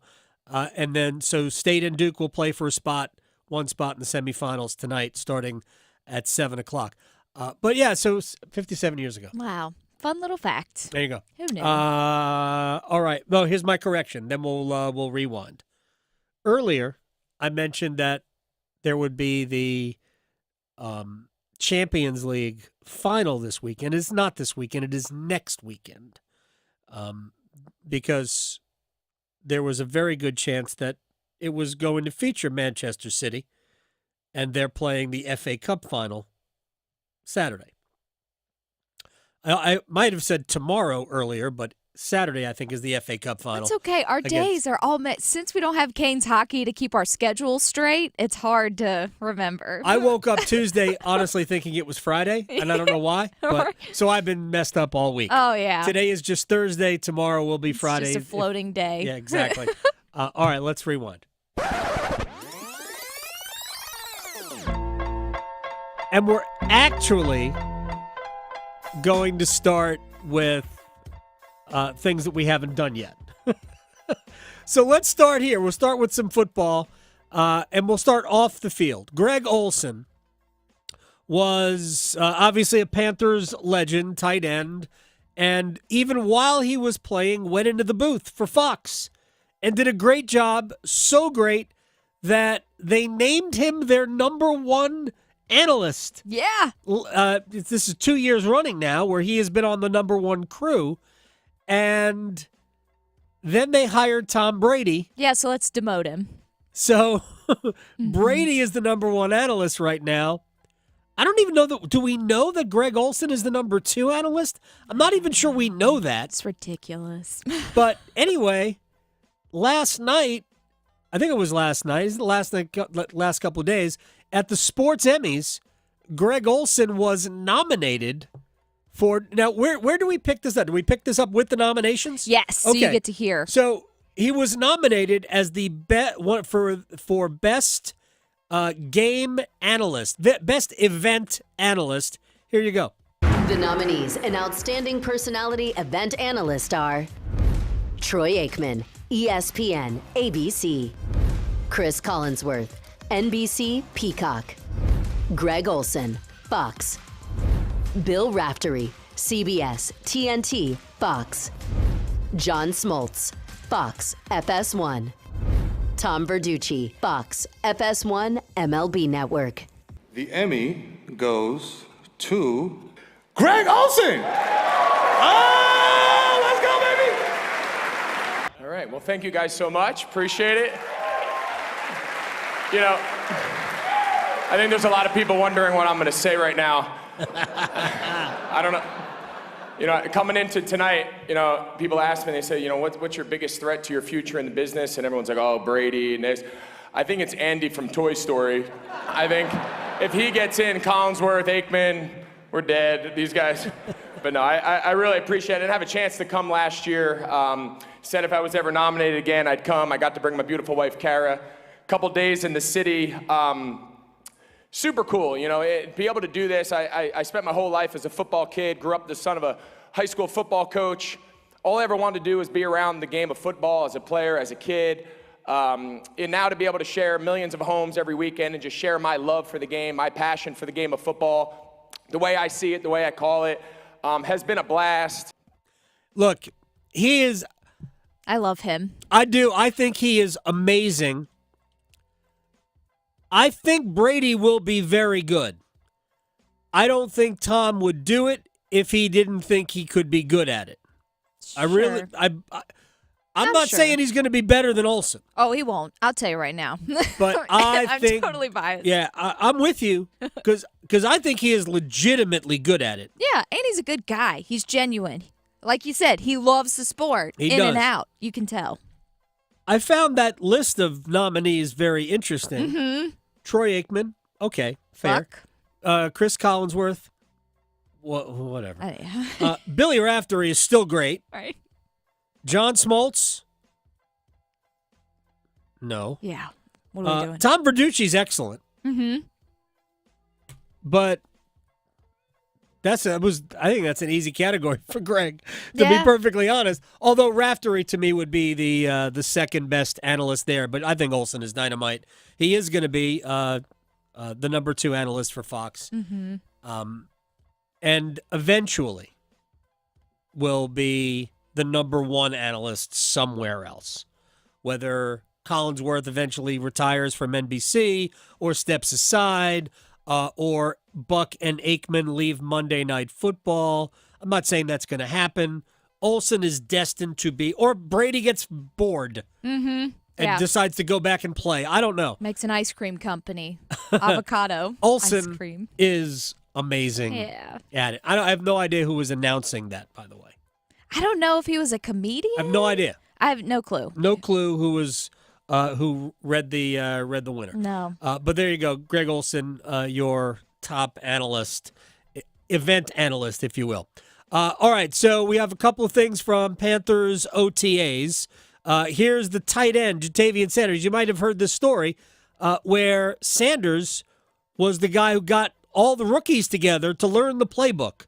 The tight end who played at the University of Texas. Here's Jatavian Sanders on the study group. I had just introduced it to all the rookie guys, on the offensive guys. Just tried to, like JB said, just trying to help each other out. You know what I'm saying? Because it's all gonna be for the greater good in the end. Because we all teammates, so it's not a competition. You know what I'm saying? We all just trying to make each other better. All right, now JB, he referred to Jonathan Brooks, the running back, also from the University of Texas, on his own expectations for his rookie season. I say there's 2 parts of it. On the field, I mean, you can expect somebody who's going to make plays, somebody's going to make the first man miss, somebody who's going to try to be physical and just be a leader throughout the team and try to be a positive spirit, whichever way the game is going during the game. I have multiple, mentors in a sense. I've talked to Todd Gurley. He's given me a lot of advice. I've talked to my running back coach at Texas, Coach Troyce. And then basically just learning from the old heads here, the veterans here, and just really grasping in everything they say. Tashard Choice, I guess, is the running backs coach at Texas who played in the NFL. But Todd Gurley is a North Carolina kid, right? He grew up in the state, so played at Georgia. Those are 2 valuable sources of information for Jonathan Brooks. Look, at this point, it's pointless to say they shouldn't have done this, shouldn't have done this, should have done this, should have done that. These are the players that they've got. Now you got to make the most out of all of these guys.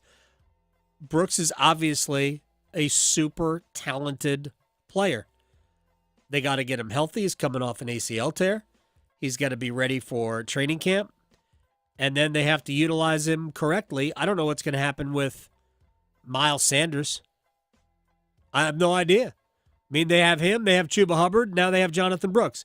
Over the course of a season, probably need 3 running backs. Yeah. So maybe it's a case where you've got Sanders and you've got Hubbard at the beginning of the year, and you give Brooks time to kind of get up to speed.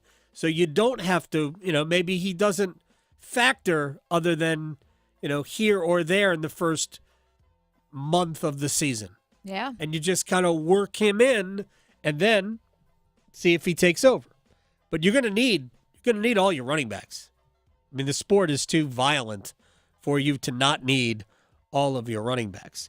All right, now, earlier today, we saw the news where NC State, along with UNC, Louisville, and Alabama, are going to be part of a new hockey conference in college. Now, it's not NCAA hockey.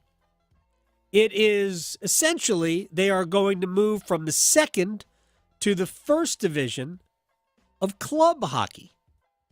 And Tim Healy is the coach of NC State's Ice Pack and explains the changes. It is. We are really excited because we are now moving up to the highest level of what I would call non-varsity collegiate hockey. So that's really one step away from the NCAA level. And what's even more exciting about it is you see the top ACHA Division I teams, which we're looking to ascend to in 25-26. They're playing NCAA Division I teams. For example, UNLV has a pair of games set up with Denver and Colorado College, and Denver is they just won the NCAA Division I. They did. So UNLV is a ACHA Division I, so it gets us on that level. You're seeing more Division I ACHA teams playing NCAA teams, and your last two biggest NCAA Division I add-ons, Penn State and Arizona State, were both born out of ACHA Division I and were top teams in the ACHA Division I before making that step. So, yeah, this is a huge step. It's not NCAA yet. I know everyone's clamoring for that, but that's still a long way off. I mean, look, we all know what the ACC is going through with lawsuits and the like, so the timing isn't right there, but the timing is right for the Ice Pack to make this step. Hey, look, this is exciting on a lot of levels. One, if you've ever been to a State Carolina hockey game, it's legit. A, the hockey is good. B, the environment is great. So now you've got these two clubs, because that's what they are, going to take it up one more notch. There is still the ultimate goal of Division I college hockey, which, I mean, I think grows more and more possible. I'm not going to say probable. I'm not going to say likely, but more and more possible with each passing year as they get more and more popular and the attendance rises.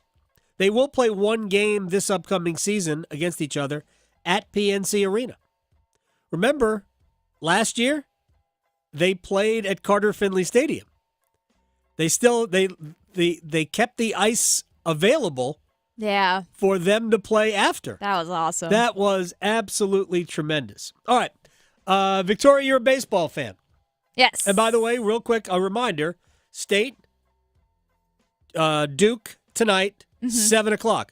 Carolina plays, I think, at 4 or 3 today. Oh, okay. I think they play Pitt at 3. They waited for us to finish the show. Yes, 3 o'clock, Carolina and Pitt. And then their real game is coming up. They have to win this game, but the real game coming up tomorrow. Forget who they play, but they have to advance. Oh, Wake. Carolina and Wake is tomorrow for a spot in the semifinals. And again, Duke and State will play tonight at 7, winner to the semifinals on the weekend. So, okay, so you're a baseball fan. Yes. Where do you stand on automatic balls and strikes, like by a robot, by a computer? Where do you stand on that? I'm for it. You are for automatic balls and strikes. I've seen so many bad calls. Yep, there are every game. Yeah. Bad calls. Yeah. And I get it. It's human aspect. But when the game's on the line, you don't want an ump to say the wrong thing. Ball and a strike, striking a ball. Right. No, I totally get it. Yeah.